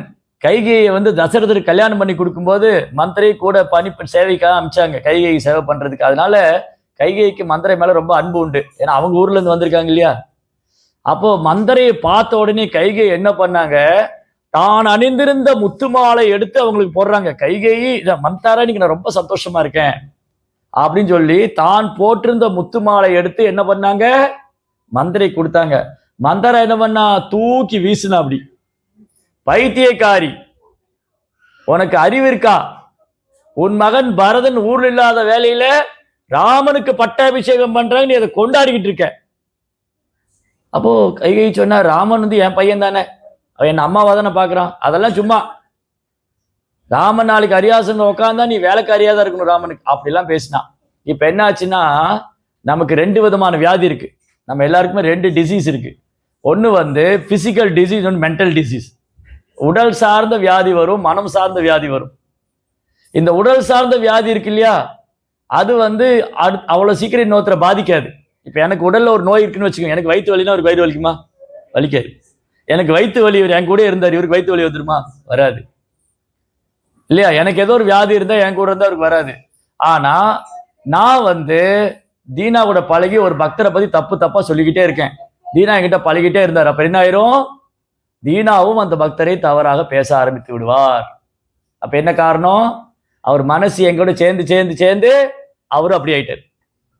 அதுதான் மென்டல் டிசீஸ், மனோவியாதி இருக்கு இல்லையா. கைகையை பிடித்து விட்டது. கைகை நல்லா அம்மாவா தான் இருந்தா, ராமன் மேல அவருக்கு அவ்வளவு அன்பு இருந்தது. ஆனா மந்திரை கிட்ட கேட்டு கேட்டு கேட்டு மந்திரையோட வியாதி கைகைக்கு பிடிச்சிருச்சு. மந்திரோட வியாதி என்னாச்சு, கைகைக்கு பிடிச்சது. இப்போ அந்த வியாதி என்ன ஆச்சு, கைகை அந்த வியாதி முத்தி போயிடுச்சு. அவ மந்தாரா சொன்னா, நீ போய் கோபகிரகான்னு ஒரு வீடு இருக்கு இல்லையா, அந்த காலத்துல அரண்மனை இருக்கும். அரண்மனையில ஒருத்தருக்கு ஒரு வீடு இருக்கு, ஒருத்தருக்கு ஒரு அறை இருக்கும், ஒரு ரூம் இருக்கும். இப்ப பெட்ரூம்ல போனா என்ன ஆகும், நம்ம பெட்ரூம்குள்ள போனா என்ன பண்ணுவோம், நேச்சுரா படுத்து தூங்கிடுவோம். பெட்ரூமுக்கு போனா தூக்கம் வரும். பூஜை அறைக்குள்ள போனா பிரார்த்தனை பண்ணுவோம். ஹால்ல உட்கார்ந்து இருந்தா எதையாவது படிச்சுட்டு சிந்திச்சுட்டு உட்காந்துட்டு இருப்போம். படிக்கிறதுக்கு ஒரு ரூம் வச்சிருப்போம். அந்த காலத்துல அரண்மனையில கோபத்துக்குன்னு ஒரு ரூம் வச்சிருந்தாங்க. யாராவது அந்த ரூம்ல போயிருக்காங்கன்னா ரொம்ப கோபமா இருக்காங்கன்னு அர்த்தம். அழுகிறதுக்குன்னு ஒரு ரூம் வச்சிருப்பாங்க, போனா அழுக வரும்.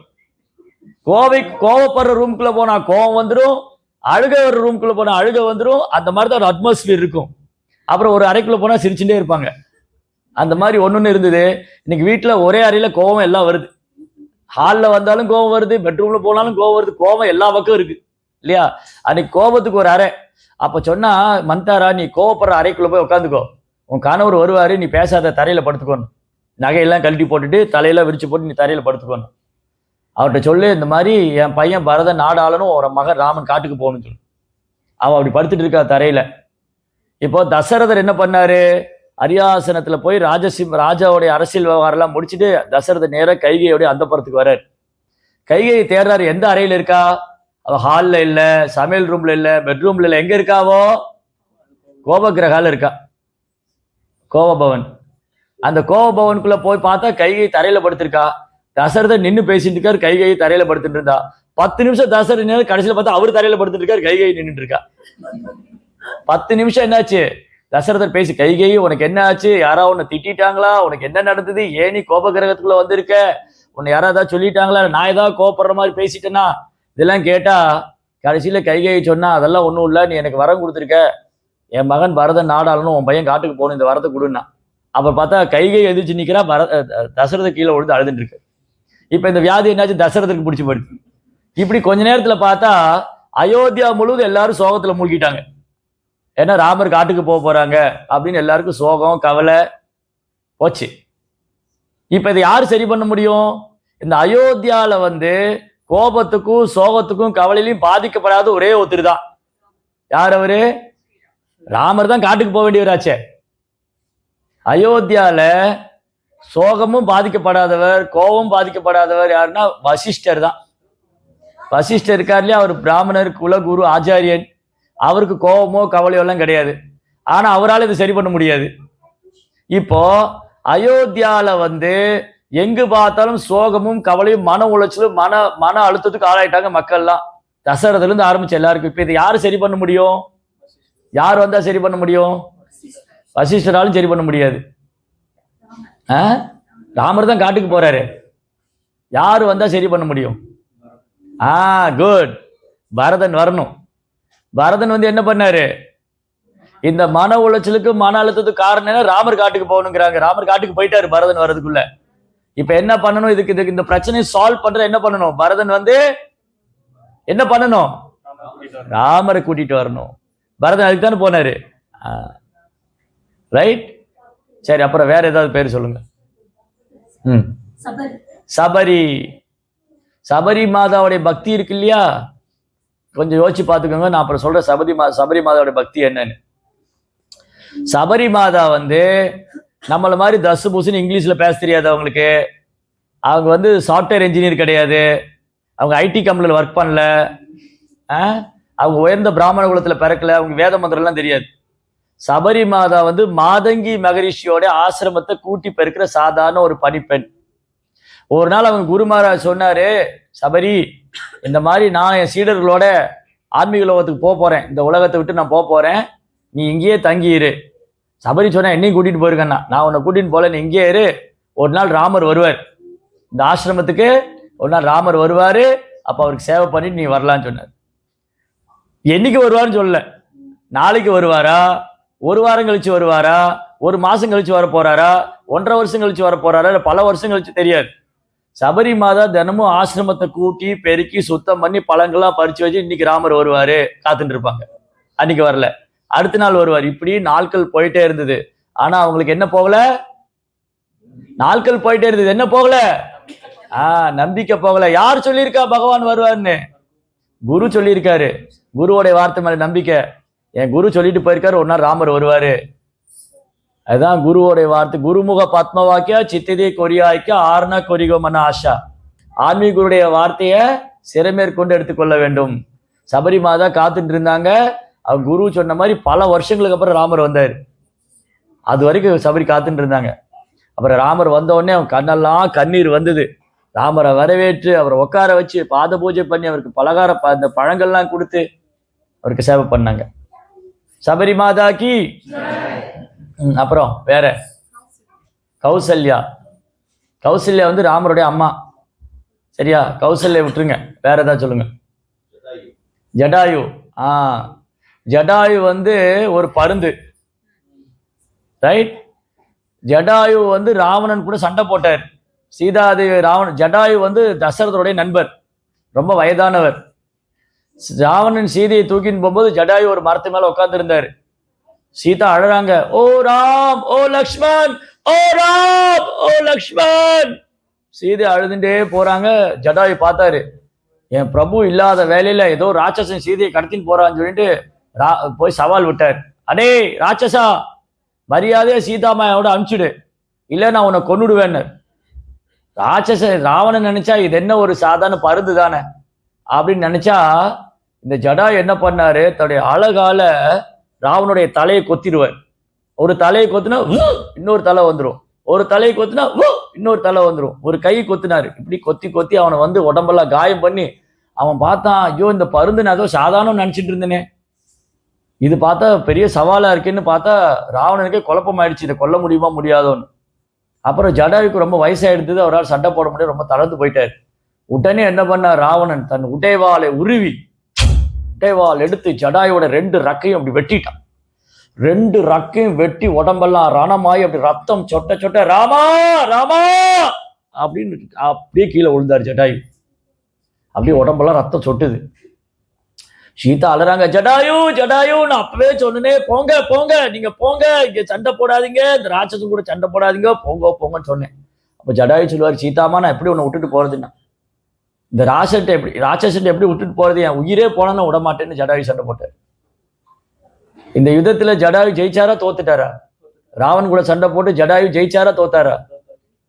பௌதீகமான கண்ணோட்டத்துல பார்த்தா ஜடாயு தோத்து போயிட்டாரு. பௌதீகமான கண்ணோட்டத்துல பார்த்தா ராவணன் ஜடாயுவை ரெக்கையெல்லாம் வெட்டிட்டு கொன்னுட்டு கீழே போட்டுட்டான். ஆனா ஜடாயு வந்து அப்படியே உயிருக்கு போராடிட்டு இருக்காரு. அப்ப ராமர் சீதையை தேடிட்டு வர்றாரு. பார்த்தா ஏதோ ஒரு பருந்து உடம்பெல்லாம் ரத்தம். ராமர் பார்த்தோன்னே இந்த பருந்து தான் சீதையை சாப்பிட்டு இருக்குமோன்னு கிட்ட வந்து பார்த்தா அது ஜடாயு. ராமரை பார்த்தோன்னே ராமா ராமான்னு சொன்னாரு ஜடாயு. ஜடாயு அப்படின்னு சொல்லி ராமர் அந்த பருந்து எடுத்து தன் மடியில போட்டுட்டாரு. அப்ப ஜடாயு சொன்னார், ராமா நான் எவ்வளோ போராடினேன், அந்த ராட்சசிட்டு இருந்து என்னை சீதையை காப்பாற்ற முடியல, என் உயிரே போனாலும் பரவாயில்ல, நான் சண்டை போட்டேன் ராமா, என்னால் முடியல அப்படின்னு சொல்லிட்டு ராமா ராமா அப்படின்னு சொல்லி ராமருடைய மடியிலேயே உடலை விட்டார் ஜடாயு. அப்ப ராமருக்காக தன் வாழ்க்கையை அர்ப்பணம் செய்தவர் ஜடாயு, ராமருடைய சேவைக்காக. இங்க எவ்வளவு பேர் பகவானுடைய சேவைக்காக வாழ்க்கையை அர்ப்பணம் பண்ண தயாரா இருக்கும். சேவை கூப்பிட்டு வந்தாலே பெருசு, அர்ப்பணம் பண்றதெல்லாம் 2வது. பகவானுடைய சேவைக்காக நம்ம வாழ்க்கையை நம்ம தியாகம் பண்றது அர்ப்பணம் பண்றதுல ஒரு பக்கம் இருக்கட்டும், சேவைக்கு வந்தோம்னாலே பெரிய விஷயம். பிரபு நான் வந்து சேவை பண்றேன், நான் பொறுப்பெடுத்துக்கிறேன் அப்படின்னாலே பெரிய விஷயம் இல்லையா? ஜடாயு வந்து பகவானுக்காக தன் வாழ்க்கையை தியாகம் பண்ணாரு. தசரதருக்கு எப்படி இறுதி சடங்கு பகவான் செஞ்சாரோ, அப்பாவுடைய ஸ்தானத்துக்கு மகனுடைய ஸ்தானத்துல இருந்து ஜடாயுக்கு இறுதி சடங்கு பண்ணார் ராமர். அவர் அப்பாவுடைய ஸ்தானத்துல வச்சு பார்த்தாரு. அது பார்க்க போனா ஒரு பருந்து தான் வெளி தோட்டத்துல பார்த்தா. ஆனா தன் உயிரை தியாகம் பண்ணி பக்தர்களே உயர்ந்து நிற்கிறா ஜடாயு. சரி, அப்புறம் முக்கியமான ஆட்கள் பேர்ல விட்டுட்டீங்களே, குகன், வாலி. குகன் குகன் வந்து திரும்பி அதே தான். குகன் வந்து ஏதோ உயர்ந்த பிராமண குலத்துல பிறந்தவரோ வேத மந்திரம் தெரிஞ்சவரெல்லாம் அல்ல. குகன் ஒரு சாதாரண வேட குலத்தை சார்ந்தவன், காட்டுல மிருகங்களை வேட்டையாடுபவர், ஒரு நிஷாட குலத்தை சார்ந்தவன். அவரு ராமரை தன் நண்பரா நினைச்சாரு. ராமர் பார்த்து சொன்னார், குகா உம்மோடு நாம் 5 ஆனோம். ஏற்கனவே 4 பேர், ராம், லக்ஷ்மண், பரதன், சத்ருகுணா. குகனை பார்த்தோன்னே அவர் தன் சகோதரன் மாதிரி ஏத்துக்கிட்டாரு. நாம அப்படி ஏத்துக்குவோமா? நம்ம விட ரொம்ப தாழ்ந்த பிறவியில் இருக்கிறவங்களை போய் நீ என்னோட சகோதரன் மாதிரி வீட்டுக்கு கூட்டிட்டு வந்துருவோமா? சரி, இப்போ நம்ம எல்லாம் என்ன பண்ணுவோம், பக்தர்கள் கூட செல்ஃபி எடுத்துக்குவோம். இப்போ தீனா வந்து என்ன பண்ணுவாரு, நந்தகிஷோர் கூட செல்ஃபி எடுப்பாரு, என் கூட வந்தா செல்ஃபி எடுப்பாரு. ஒரு பிச்சைக்காரன் கூட போய் செல்ஃபி எடுத்துக்காரு. அவரு பிச்சைக்காரா அவனுக்கு ரொம்ப பிடிக்கும், நம்ம ஒரு செல்ஃபி எடுத்துக்கலாமா? இருக்க மாட்டேன். ஏத்துக்குவாரா? இருக்க மாட்டேன் இல்லையா? ஆனா ராமர் என்ன பண்ணாரு, சரணாகதின்னு வந்துட்டா அவர் எந்த குலத்தை சார்ந்தவராலும் தன் சகோதரன் போல ஏத்துக்குவார். குகனை தன் நண்பனாவும் சகோதரனாவும் ஏத்துக்கிட்டார் ராமர். அப்புறம் வாலின்னு சொன்னாங்க. வாலியோடைய தம்பி யாரு? இப்பதான் மெயின் கதைக்கே வந்திருக்கிறோம். இதுல இந்த 2 பேர் தான் வாழ்க்கைக்கு தேவையான நிறைய பாடமே. வாலி, சுக்ரீவன் 2 பேருக்கு என்ன வித்தியாசம்? இப்போ நீங்க ராமாயண கதையை நிறைய கேள்விப்பட்டிருப்பீங்க, இல்லை தெரியலனாலும் நான் ஒரு அவுட்லைன் மட்டும் சொல்றேன். சுக்ரீவனுக்கு ராஜ்யம் கிடையாது இல்லையா? வாலி வந்து கிஷ்கிந்தையோடைய அரசன் வாலி. சுக்ரீவனுடைய மனைவி அபகரிச்சுட்டு சுக்ரீவனை வெளியே துரட்டி விட்டான் வாலி. ரைட்? இப்ப வாலி தான் கிஷ்கிந்தையோடைய அரசன். கரெக்டா? வாலிக்கு அதீத பலம் இருக்கு. வாலியை வந்து யுத்தத்தில் அவ்வளவு சீக்கிரம் யாராலும் ஜெயிக்க முடியாது. அவன் முன்னாடி ஒருத்தர் வந்தா அந்த எதிரியோடைய பாதி பலம் வாலிக்கு. எதிரியை வந்து சாதாரணமா தும்சம் பண்ணிடுவான் வாலி. ஒரு தடவை என்ன பண்ணா, ராவணன் அப்படி ஆகாசத்து மேல புஷ்ப விமானத்துல போயிட்டு இருந்தான். அப்ப வாலியோடைய மகிமை பத்தி கேள்விப்பட்டிருக்கான். வாலிங்கிற வானரத்துக்கு அதீத பலம் இருக்குன்னு. இந்த ராவணன் என்ன பண்ணா, வாலிட்ட சண்டை போட போனான். இந்த ராட்சசங்க எப்பவுமே சண்டை போடுறது ரொம்ப பிடிக்கும் அவங்களுக்கு. அந்த வாலிட்டு சண்டை போட போனா, வாலி வந்து என்ன பண்ணா, சந்தியாவந்தனம் பண்றதுக்காக, ஆச்சமனம் பண்றதுக்காக, தண்ணியில போய் தன் பியூரிஃபை பண்றதுக்காக அந்த கிஷ்கிந்தால பம்ப சரோவர் இருக்கு, அதுல வந்து தண்ணி எடுத்து ஆச்சமனம் பண்ண போனா, வாலி வந்து ப்ரேயர் பண்ணிட்டு இருக்கும்போது ராவணன் வந்துட்டான். அந்த ராவணனை வாலி என்ன பண்ணாரு, பிடிச்சி இங்க வச்சு அமுத்திட்டாரு. இப்படி வாலி ராவணனை பிடிச்சி அமுத்திட்டு 4 திசையிலையும் போய் ஆச்சமனம் பண்ணார். தண்ணி எடுத்து பியூரிஃபை பண்ணி சந்தியாவந்தனம் பண்ணிட்டு 4 திசை, கிழக்கு மேற்கு வடக்கு தெற்கு 4 திசையிலும் போனார். ராவணன் தன்னை விடுவிச்சுக்க முடியல. ராவணன் வந்து தசகிரீவன், அதீத பலம் பெற்ற ராட்சசன், ஆனா வாலி கிட்ட மாட்டிக்கிட்டான். இப்போ ராட்சசன் என்ன பண்ணுவாங்க, ராட்சசனுடைய மென்டாலிட்டி என்னன்னா, மனோபாவம், முதல்ல ஒருத்தன் சண்டைக்கு போவான், அவனை ஜெயிக்க முடியாது தெரிஞ்சா என்ன பண்ணுவான், நம்ம 2 நண்பராகவே இருந்துக்கலாமேன்றான். அப்ப வாலிட்டு சொன்னா, வாலி நான் உன்ட்ட சண்டை போட வரல, சும்மா உன்னை பார்க்கலான்னு வந்தேன், என்னை விட்டுடுறியான்னா. சரின்னு வாலி விட்டுட்டான். நம்ம 2 நண்பரா இருந்துக்குவோமேனா. சரின்னு சொல்லி நெருப்பு வச்சாங்க, யாகம் வச்சு நெருப்பு அக்னி சாட்சியா 2 பேர் சொன்னா. வாலி சொன்னா, ராவணன் சொன்னா, வாலி என்னுடையதெல்லாம் உன்னுடையதுன்னா. வாலி சொன்னா, உன்னுடையதெல்லாம் என்னுடையதுன்னா. என் நாடு ஓ நாடு, என் ராஜ்யம் ஓ ராஜ்யம். 2 பேரும் என் பொண்டாட்டி ஓ பொண்டாட்டி மாதிரி சொன்னான். இதுதான் 2 பேரும் ஒரே குட்டையில் ஓட்டின மட்டைக்கு தான், வேற பெரிய வித்தியாசம் ஒன்றும் கிடையாது. ராவணன் சொன்னா, என்னதெல்லாம் உண்ணுதுன்னா, என் ஒய்ஃபும் உன் ஒய்ஃப் மாதிரின்னு சொன்னான். அந்த மாதிரிதான் வாலியும் சொன்னான். இப்போ லக்ஷ்மணனுக்கு ஒரு சந்தேகம் வந்தது. லக்ஷ்மணன் வந்து ராமர்கிட்ட கேட்கிறார். என்ன ராமர்கிட்ட கேட்கிறாரு, ராமா, சுக்ரீவனை காட்டிலும் பன்மடங்கு பலம் பெற்றவன் வாலி, அதீத ஆற்றல் படைத்தவன். அந்த வாலி வந்து தன் எதிரியோடைய பாதி பலத்தை எடுத்துருவான். அவன் கிஷ்கிந்தின் மன்னன். அப்போ நீங்க சீதையை தேடுறதுக்கு ஏன் வாலியை செலக்ட் பண்ணாம சுக்ரீவனை செலக்ட் பண்ணீங்கன்னு கேட்டார். சீதையை தேடுறதுக்கு வாலி ஈஸியா கண்டுபிடிச்சு கொடுத்துருவார்ல, கிஷ்கிந்தாவோட ராஜா வேற, அதுக்கப்புறம் ராவணனே ஏற்கனவே பிடிச்சு, அப்போ வாலி ஒருத்தனே போது ராவணனை கொல்றதுக்கு. ராவணனை கொன்று வருவதற்கு வாலி ஒருத்தனே போதுமா போதாதா? ஏற்கனவே வாலிட்டு தோத்து போயிட்டார் ராவணன். அப்ப லக்ஷ்மணன் கேட்டாரு, நீங்க ஏன் வாலியை விட்டுட்டு சுக்ரீவனை தேர்ந்தெடுத்தீங்கன்னாரு. ஏன்?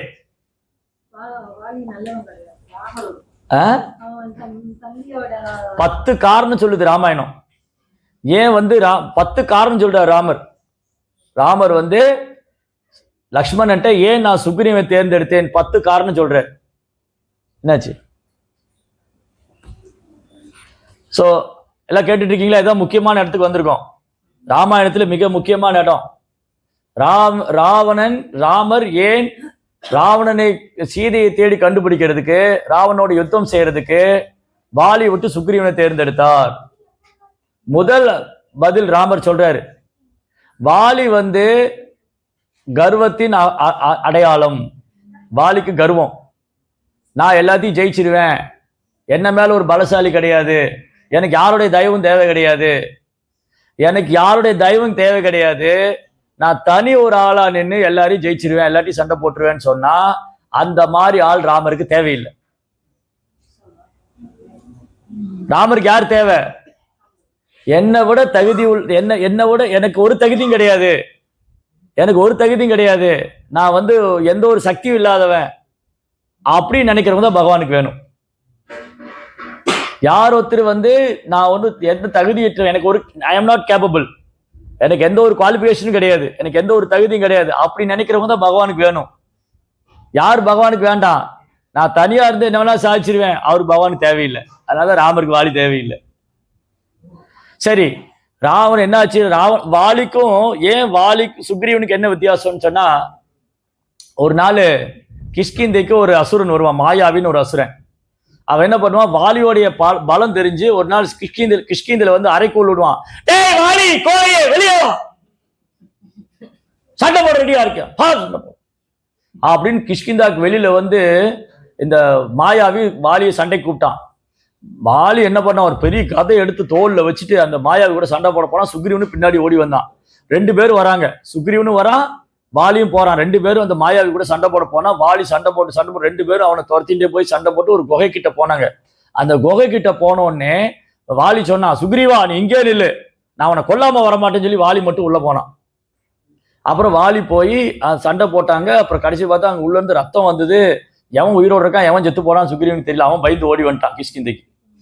இப்போ வாலி தான் அந்த மாயாவி வதம் பண்ணான். சரி, இப்போ என்னாச்சு, ஏன் நிறைய டிஸ்ட்ராக்ஷன் ஆயிட்டே இருக்கு? வாலி தான் யார் வதம் பண்ணது? வாலி யார் வதம் செய்தார்? மாயாவி என்ற அரக்கனை வதம் செய்தார். சரி, இப்போ வாலியும் சுக்ரீவனும் 2 பேரும் போய் மாயாவி வதம் பண்ணியிருந்தா என்ன என்ன என்ன என்ன நடந்திருக்கும்? வாலி சுக்ரீவன் 2 பேரும் போய் மாயாவிங்கிற அரக்கனை வதம் பண்ணாங்க. அப்ப என்ன நடந்திருக்கும்? எல்லாரும் என்ன சொல்லுவாங்க? வாலியும் சுக்ரீவனும் சேர்ந்து மாயாவி வதம் செய்தார்கள். அது வாலி விரும்பல. எனக்கு அந்த புகழ் எனக்கு மட்டும் தான் கிடைக்கணும். நான் ஏன் சுக்ரீவனை சேர்த்துக்கணும்? சுக்ரீவன் வெளியே நிக்கட்டும், நான் போய் சண்டை போட்டு மாயாவி கொண்டு வருவேன். அப்ப புகழ் எனக்கு தான் வேணும். ரைட்? அதான் வாலி. வாலியோட மென்டாலிட்டி என்னன்னா, வாலியோட மனோபாவம் என்னன்னா, அவர் ஆட்களை சேர்த்துக்க மாட்டார். அப்ப சேர்த்துனா என்ன ஆகும்? எல்லாரும் சேர்ந்து பண்ணாங்கன்னு சொல்லும். இப்போ முரளி பிரபு இருக்காரு. முரளி பிரபு நான் மட்டும் போய் தனியா புத்தக விநியோகம் பண்ணேன்னு சொல்றதுக்கும் எப்ரோல எல்லா பக்தரும் சேர்ந்து புத்தக விநியோகம் பண்ணதுக்கு வித்தியாசம் இருக்கு இல்லையா? நான் மட்டும் ஜொகூர்ல ப்ரோக்ராம் பண்ணதுக்கு நம்ம எல்லாரும் சேர்ந்து பண்ண சொல்றது வித்தியாசம் இருக்கு. ரைட்டா? அப்போ வாலியோட மென்டாலிட்டி என்னது? நான் மட்டும் பண்ணேன். அதனால ராமருக்கு வாலி தேவையில்லை. சுக்ரீவன் என்ன பண்ணாரு? நீங்க ராமாயணத்துல கவனிச்சீங்கன்னா சீதையை தேடுறது சுக்ரீவன் கூட போல, வானர்கள் அமுச்சு வச்சார். வானர்கள் சீதையை தேடினாங்க. ஹனுமான் தான் சீதையை கண்டுபிடிச்சாரு. சுக்ரீவன் பின்னாடி இருந்தாரு. சுக்ரீவன் இல்லாம ஹனுமான் போய் தேடினாரு இல்லையா? அப்ப ஹனுமான் என்ன பண்ணாரு? சாரி, சுக்ரீவன் என்ன பண்ணாரு? அவர் டீம் ஒர்க் பண்ணாரு. டீம் ஒர்க் பண்றவங்க தான் பகவானுக்கு பிடிக்கும். தனியா கிரெடிட் எடுத்தவங்களுக்கு பகவானுக்கு பிடிக்காது. அவங்க தேவையில்லை. இப்போ டெப்ரோல எல்லா பக்தரும் இருக்காங்க. எல்லாரும் சேர்ந்து புத்தக விநியோகம் பண்ணாங்க. எல்லாரும் ராமநவமிக்கு வந்திருந்தாங்க. எல்லாரும் சேர்ந்து அலங்காரம் பண்ணாங்க. எல்லாரும் சேர்ந்து போகா பண்ணாங்க. அதுதான் பகவானுக்கு வேணும். அந்த ஒரு பக்தர்னாலதான் அலங்காரம். அவர் இல்லைன்னா அலங்காரமே நடந்து. அவரு நான் தான் அலங்காரம் பண்ண, யாருமே இங்க பண்ணல, என்ன விட்டா யாரும் இல்ல அப்படின்னா போச்சு. அது வாலி மென்டாலிட்டி. பிரபு அந்த கோயில்ல போய் அலங்காரம் பண்ணுவோம், நம்ம 2 பேர் சேர்ந்து பண்ணலாம் ப்ரோ, 4 பேர் சேர்ந்து பண்ணலாம் ப்ரோ அப்படின்னா அது சேவை. சேவை மனப்பான்மை 4 பேர் சேர்ந்து செய்வது. அப்போ பலன் என்ன ஆகுது? எல்லாருக்கும் கிடைக்கணும். ராமருடைய அனுகிரகம் எல்லாருக்கும் கிடைக்கணும். எனக்கு மட்டும், நான் மட்டும் வச்சுக்க கூடாது. ரைட்? இதான் ஃபர்ஸ்ட் ரீசன். என்ன சொன்னேன்? வாலியை ராமர் தேர்ந்தெடுக்கல. அவன் என்னால முடியும், நான் தான் பண்ணுவேன்னு நினைச்சிட்டு இருந்தான். ஆனா சுக்ரீவன் எனக்கு எந்த தகுதி இல்லைன்னு நினைச்சிட்டு இருக்கான். 2வது, வாலி கிரெடிட், அதோடைய பலனை தான் எடுத்துக்கணும்னு நினைச்சான். சுக்ரீவன் அந்த பலனை நான் எடுத்துக்க கூடாது, எல்லாருக்கும் கிடைக்கும்னு நினைச்சேன். 3வது, சுக்ரீவா. கிரீவா, கிரீவான சான்ஸ்கிரிட்ல கிரீவ்னா கழுத்து, சுக்ரீவன்னா அழகான கழுத்து இருப்பவர்னு அர்த்தம். அது என்னங்க வானரத்துக்கு போய் அழகான வானரம்னா என்ன தெரியுமா? வானரம்னா என்னது? வா நரா, அந்த 2ஆ பிரிக்கணும். நரானா மனுஷன், வானரனா உங்க மனுஷமா மிருகமா? நீங்க சுக்ரீவனை மனுஷன் சொல்லுவீங்களா, மிருகம்னு சொல்லுவீங்களா? சொல்ல முடியாது. அதான் வானரா. ரைட்? அப்ப சுக்ரீவன் ஒரு வானரம். இந்த வானரத்துக்கு போய் கழுத்து அழகா இருக்குன்னு பேர் வச்சிருக்காங்களே, சுக்ரீவா. சுக்ரீவனா அழகான கழுத்து. ஏன் சுக்ரீவனுக்கு அழகான கழுத்துனா, அவர் கழுத்து எப்பவுமே குனிஞ்சிருக்கும். யாருடைய கழுத்து குனிஞ்சிருக்கும்? யாருடைய கழுத்து குனிஞ்சிருக்கும்? பணிவா இருக்கிறவங்க கழுத்து குனிஞ்சிருக்கும். யாருடைய கழுத்து நிமிர்ந்து இருக்கும்? நான் யாரு தெரியுமா? டெப்ரோல கேட்டு பாருங்க, இஸ்கான்ல கேளுங்க, நான் யாரும் சொல்லுவாங்க. என்ன பத்தி தெரியுமா உங்களுக்கு? கேட்டு பாருங்க இல்லையா? அப்ப ஆணவம் உள்ள கழுத்து நிமிர்ந்து இருக்கும். நான் யார்? பணிவு உள்ளவங்க கழுத்து குனிஞ்சிருக்கும். அப்போ சுக்ரீவன் சொன்னா ஒரு பணிவா இருக்கிறவர். அப்புறம் இது ஏன் ராமர் சுக்ரீவனை செலக்ட் பண்ணாரு? அவர் ரொம்ப பணிவா இருப்பாரு. அவர் மற்ற பக்தர்களையும் கூட சேர்த்துருவாரு. எல்லாருக்கும் சேவை கொடுப்பாரு. அவர் எப்பவுமே தன்னை இன்கேப்பபிள், நான் எனக்கு எந்த சக்தி எந்த தகுதியும் இல்லைன்னு நினைச்சிட்டுருவாரு. அதுக்கப்புறம் இன்னொரு காரணம் என்னது? சுக்ரீவன் ரொம்ப எக்ஸ்பர்ட் ஓடுறது இல்லை. சுக்ரீவன் ஓடுறதுல ரொம்ப எக்ஸ்பர்ட். வாலி சுக்ரீவன் துரத்தின்னு போறான். வாலினால சுக்ரீவனை பிடிக்க முடியல. வாலி கர்வத்தோடைய சொரூபம். வாலி கர்வத்தோடைய கர்வத்தோடைய ஆணவத்தோடைய சொரூபம். சுக்ரீவன் என்ன பண்ணுவாராம்? ஆணவம் தன்னை பிடிக்காத மாதிரி ஓடுற அளவுக்கு திறமை உள்ளவர். ரைட்? சுக்ரீவனுடைய மென்டாலிட்டி என்னது? ஆணவத்தை கிட்ட நெருங்க விட மாட்டார். அதனால ஆணவம் கிட்ட வரும்போது ஒரு வேகமா ஓடிடுவார். ரைட்? அப்போ ஆணவம் ஒரு பக்தனுக்கு பிடிச்சதுன்னா வாலி ஆயிடுவான். ஆணவத்தை கிட்ட நெருங்காம விடாது அவன் சுக்ரீவன் ஆயிடுவான். எவ்வளவு பாடம் இருக்கு ராமாயணத்துல, வாழ்க்கைக்கு தேவையான பாடம். அப்ப சுக்ரீவன் ஆணவத்தை கிட்ட நெருங்க விட மாட்டார். ஆணவம் கிட்ட வராது.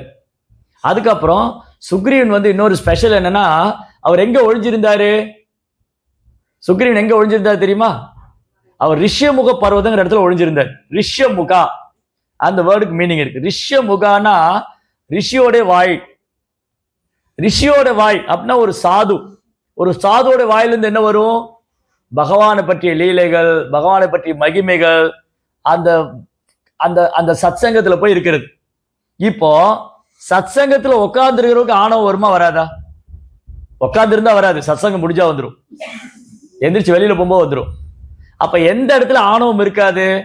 இப்ப நான் பேசிட்டு நீங்க எல்லாம் அமைதியா கேட்கறீங்க, என்ன அவர் என்ன பேசலாம் கேட்டுதான் ஆகணும்னு உட்காந்துருக்கீங்க. அப்ப அங்க ஆணவம் இல்லை இல்லையா? அவர் என்ன பேசி நான் என்ன கேட்கறதுன்னு உட்காரல, பேசுறாரு, நம்ம கேட்டுட்டு இருப்போம். அப்போ ஒரு சாதுவோடைய சங்கத்துல வரும்போது, சத்சங்கத்துக்கு வரும்போது அந்த சத்சங்கம் நடக்கிற இடத்துல ஆணவம் இருக்காது. அதனால சுக்ரீவன் ரிஷிமுக பர்வத்தை தேர்ந்தெடுத்தார். அங்க வாலி உள்ள வர முடியாது, அங்க ஆணவம் இருக்காது. எப்ப நம்ம சத்சங்கத்துக்கு வெளியில போறோமோ இப்படிட்டு ஆணவம் பிடிச்சிடும். அடுத்த நிமிஷம் ஆணவம், நான் யாரும் தெரியுமா, திரும்பி பழைய முடியாது.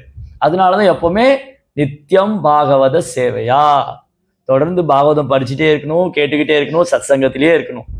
அதான் சுக்ரீவன் வந்து எப்பவுமே ரிஷிமுக பர்வதத்துல அங்க அந்த சாதுக்கள்ட்ட இருந்து கேட்டு கேட்டு பகவானே நினைச்சிட்டு இருந்தார். இப்ப எவ்வளவு பாயிண்ட் ஆச்சு? அப்புறம் ஏன் ராமர் சுக்ரீவனை தேர்ந்தெடுத்தாரு? அவர் வந்து தனக்கு எந்த ஒரு தகுதி இல்லைன்னு நினைச்சாரு.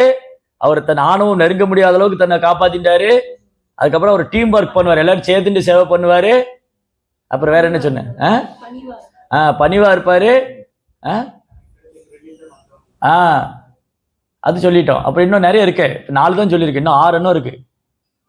ஸோ சுக்ரீவன் எப்பவுமே சாதுக்களுடைய சங்கத்தில் இருப்பாரு. ரைட். அப்புறம் ஹனுமான் யார் கூட இருந்தாரு? வாலிகிட்ட எல்லாமே இருந்தது. வாலிகிட்ட ராஜ்யம் இருந்தது. அவர் கிஷ்கிந்தோடைய மன்னன். அவர்கிட்ட என்ன இல்ல? அவர்கிட்ட ஹனுமான் இல்ல. சுக்ரீவன் ஒண்ணுமே இல்ல, அவர் கூட யார் இருந்தாரு? ஹனுமான். ஹனுமான் நம்பிக்கையின் சொரூபம். அப்ப வாலிகிட்ட நம்பிக்கை இல்ல, சுக்ரீவன் நம்பிக்கை இருந்தது. வாலிகிட்ட ஹனுமான் இல்ல, சுக்ரீவன் ஹனுமான் இருந்தார். ரைட். அப்போ ஆச்சா. அதுக்கப்புறம் ஏன் சுக்ரீவனை தேர்ந்தெடுத்தார்? சுக்ரீவனை தேர்ந்தெடுத்ததுக்கான காரணம்,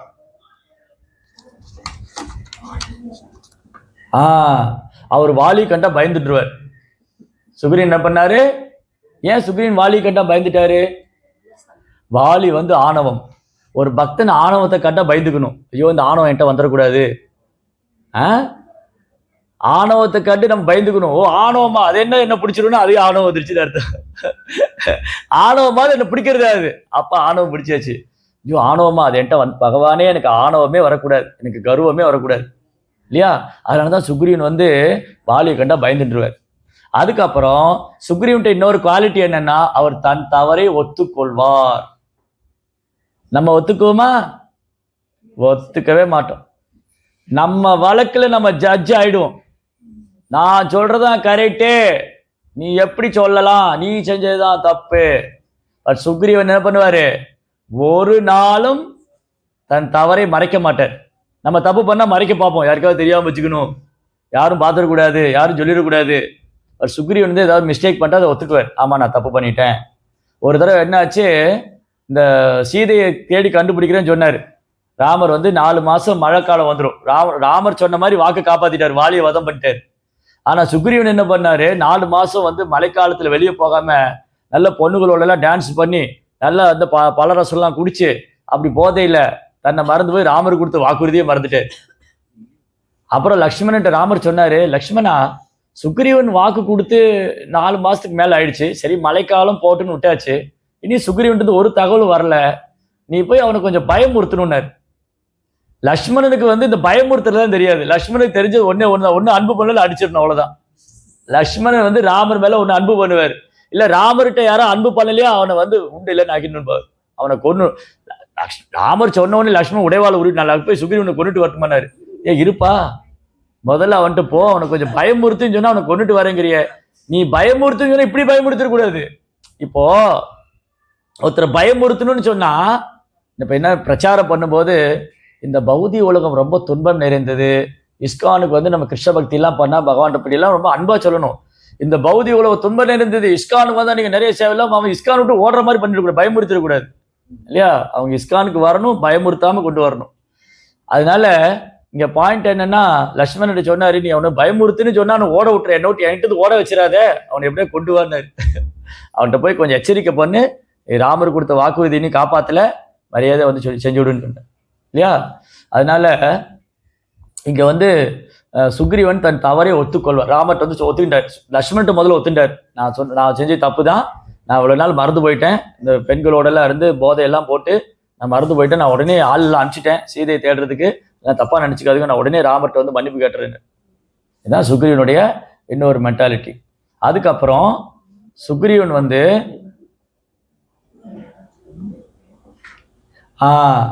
சுக்ரீவனுக்கு வந்து இப்போ இந்த மக்கள்ல வந்து 2 விதமான ஆட்கள் இருப்பாங்க. ஒருத்தருக்கு வந்து சுப்பீரியாரிட்டி காம்ப்ளெக்ஸ் இருக்கும். சுப்பீரியாரிட்டி காம்ப்ளெக்ஸ் என்னது?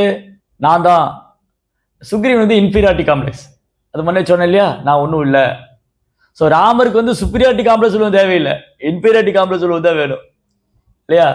சரி, அடுத்தது அப்புறம் வந்து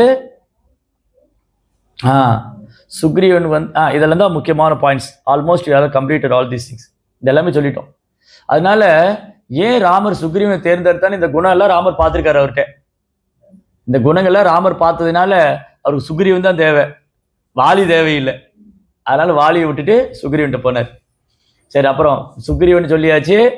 அப்புறம் இன்னொரு பர்சனாலிட்டி இருக்காங்க ராமாயணத்துல. அவங்க பேர் என்ன தெரியுமா?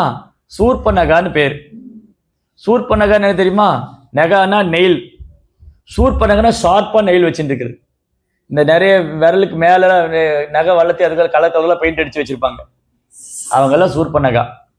சரி, இந்த உடல்ல வந்து நம்ம எந்த பாகத்தை வெட்ட மாட்டோம்? பெரும்பாலான பாகங்களை வெட்டுறது இல்லை. காதை யாரா வெட்டிக்குவாங்களா? காது வெட்ட மாட்டாங்க, விரலை வெட்ட மாட்டாங்க, கையை வெட்டிக்க மாட்டாங்க. ஆனா எதை வெட்டுறோம்? அடிக்கடி நகத்தை வெட்டுவோம். இந்த விரலுக்கு மேல நகை வளர்ந்தா வெட்டிடணும். விரலுக்கு மேல நகை வளர்ந்தா வச்சிருக்கூடாது. விரலுக்கு மேல நகை வளர்ந்தா வெட்டிடணும். விரலுக்கு மேல நகத்தை யார் விரும்புறாங்களோ அவங்க சூர்பனகா. விரலுக்கு மேல நகை நீளமா வச்சு அது கலர் கலர்ல பெயிண்ட் அடிச்சு பாருங்க நெயில் எவ்வளவு அழகா இருக்குன்னு அவ சூர்பனகா. அது ஏன்னா அது ராமாயணம் சொல்லியிருக்கு. ஆச்சாரியர் சொல்றாங்க, யாரு வந்து இந்த நகம் வளருது இல்லையா, நகம் அப்ப என்ன, அது டைம் ஆயிடுச்சுன்னு அர்த்தம். அங்க ஒரு சிக்னல் வந்துருச்சு பசிக்காக குழந்தைக்கு. ஸோ ஓகே, இன்னும் கொஞ்சம் டைம் இருக்கு. என்னாச்சுன்னா இந்த சூர்பனகா இருக்கா இல்லையா, இந்த நெகம் இருக்கு இல்லையா, நமக்கு நெகம் வளரும், நம்ம உடம்புல வந்து நெகம் வளரும், அதை வெட்டணும், நெகம் வளர வளர வெட்டணும். அந்த மாதிரி தான் இந்த ஜட உலகத்துல கட்டுக்கடங்காத ஆசைகள் வரும், பௌதிக ஆசைகள். அதை வந்து கட் பண்ணணும். ஸோ நெகத்தை கட் பண்ணுறதுக்கு நெயில் கட்டர் வச்சிருக்கோம் இல்லையா, எல்லாரும் நகம் கட் பண்ணுறதுக்கு வீட்டில் நெயில் கட்டர் வச்சிருப்போம். நகம் வளர வளர கட் பண்ணி விடுவோம். அந்த மாதிரி நமக்கு உடம்புல வந்து இந்த நகம் வளரும்போது நெயில் கட்டர் வச்சு எப்படி கட் பண்றோமோ அந்த மாதிரி நமக்கு பௌதிக ஆசைகள் வரும், பௌதிக எண்ணங்கள் வரதை கட் பண்ணணும். ஆனா அதை விரும்பாதவதான் சூர்பனகா. எனக்கு ஆசைகள் இருந்தா பல ஆசைகள் வரும், அந்த ஆசையெல்லாம் அனுபவிக்கணும், எல்லா ஆசைகளும் நிறைவேறணும், எல்லா ஆசையும் அனுபவிக்கணும். ஒரு தடவை என்ன நடந்ததுன்னா, இந்த ராவணன் இருக்கான் இல்லையா, ராவனுடைய தங்கை தான் சூர்பனகை. ஒரு நாள் ஒரு யுத்தத்துல போய் ராவணன் தெரியாம சூர்பனகையுடைய கணவரையே கொண்டுடுவான். தங்க வீட்டுக்காரு, தங்கையோட வீட்டுக்கார ராவணன் கொண்டுட்டான். இப்போ சூர்பனகிட்ட வந்து எப்படி போய் சொல்லுவான் தங்கிட்ட, உன் வீட்டுக்காரே நான் கொண்டுட்டேன்னு சொல்ல முடியுமா? அப்படியே தயங்கி தயங்கி வந்தான் ராவணன். வந்துட்டு சூர்பனகா, நான் உன்னை சொல்றேன், அதிர்ச்சி அடைஞ்சிடாதுன்னா. என்ன சொல்லுன்னா, நான் உன் கணவரை கொண்டுட்டேன்னா. இப்படி பார்த்தா, ஒன்றும் கவலைப்படாத, நான் உனக்கு ஜனஸ்தானத்துல உன்னை ராணி ஆக்கிடுறேன்னா. நான் வந்து ஜனஸ்தானத்துல உன்னை ராணி ஆக்கிடுறேன், நீ யாரை வேணா கல்யாணம் பண்ணிக்கோ, மனுஷங்களை ராட்சசங்களை யார் வேணா கல்யாணம் பண்ணிக்கோ. சூர்பனகா சந்தோஷமாயிட்டா. எனக்கு ராவணன் ஜனஸ்தானே கொடுத்தா, கணவன் போனா என்ன, நான் யாரையா கல்யாணம் பண்ணிக்கிறேன் இல்லையா? அந்த கணவன் போனா என்ன, நான் யாரையா அதான் ராமர்கிட்ட வந்தான் இல்லையா. ராமர் வந்து அந்த வனவாசத்தின் போது அந்த பஞ்சவட்டியில குடிசை இருக்கும், அங்க முன்னாடி ஒரு பாறை இருக்கும், அது மாதிரி ராமர் உட்காந்துருப்பாரு, பக்கத்துல சீதை உட்காந்துருப்பாங்க, லக்ஷ்மணன் நின்று இருப்பான். அப்படியே சூர்பனகை அப்படியே ஆகாச மார்க்கமா வந்தான்.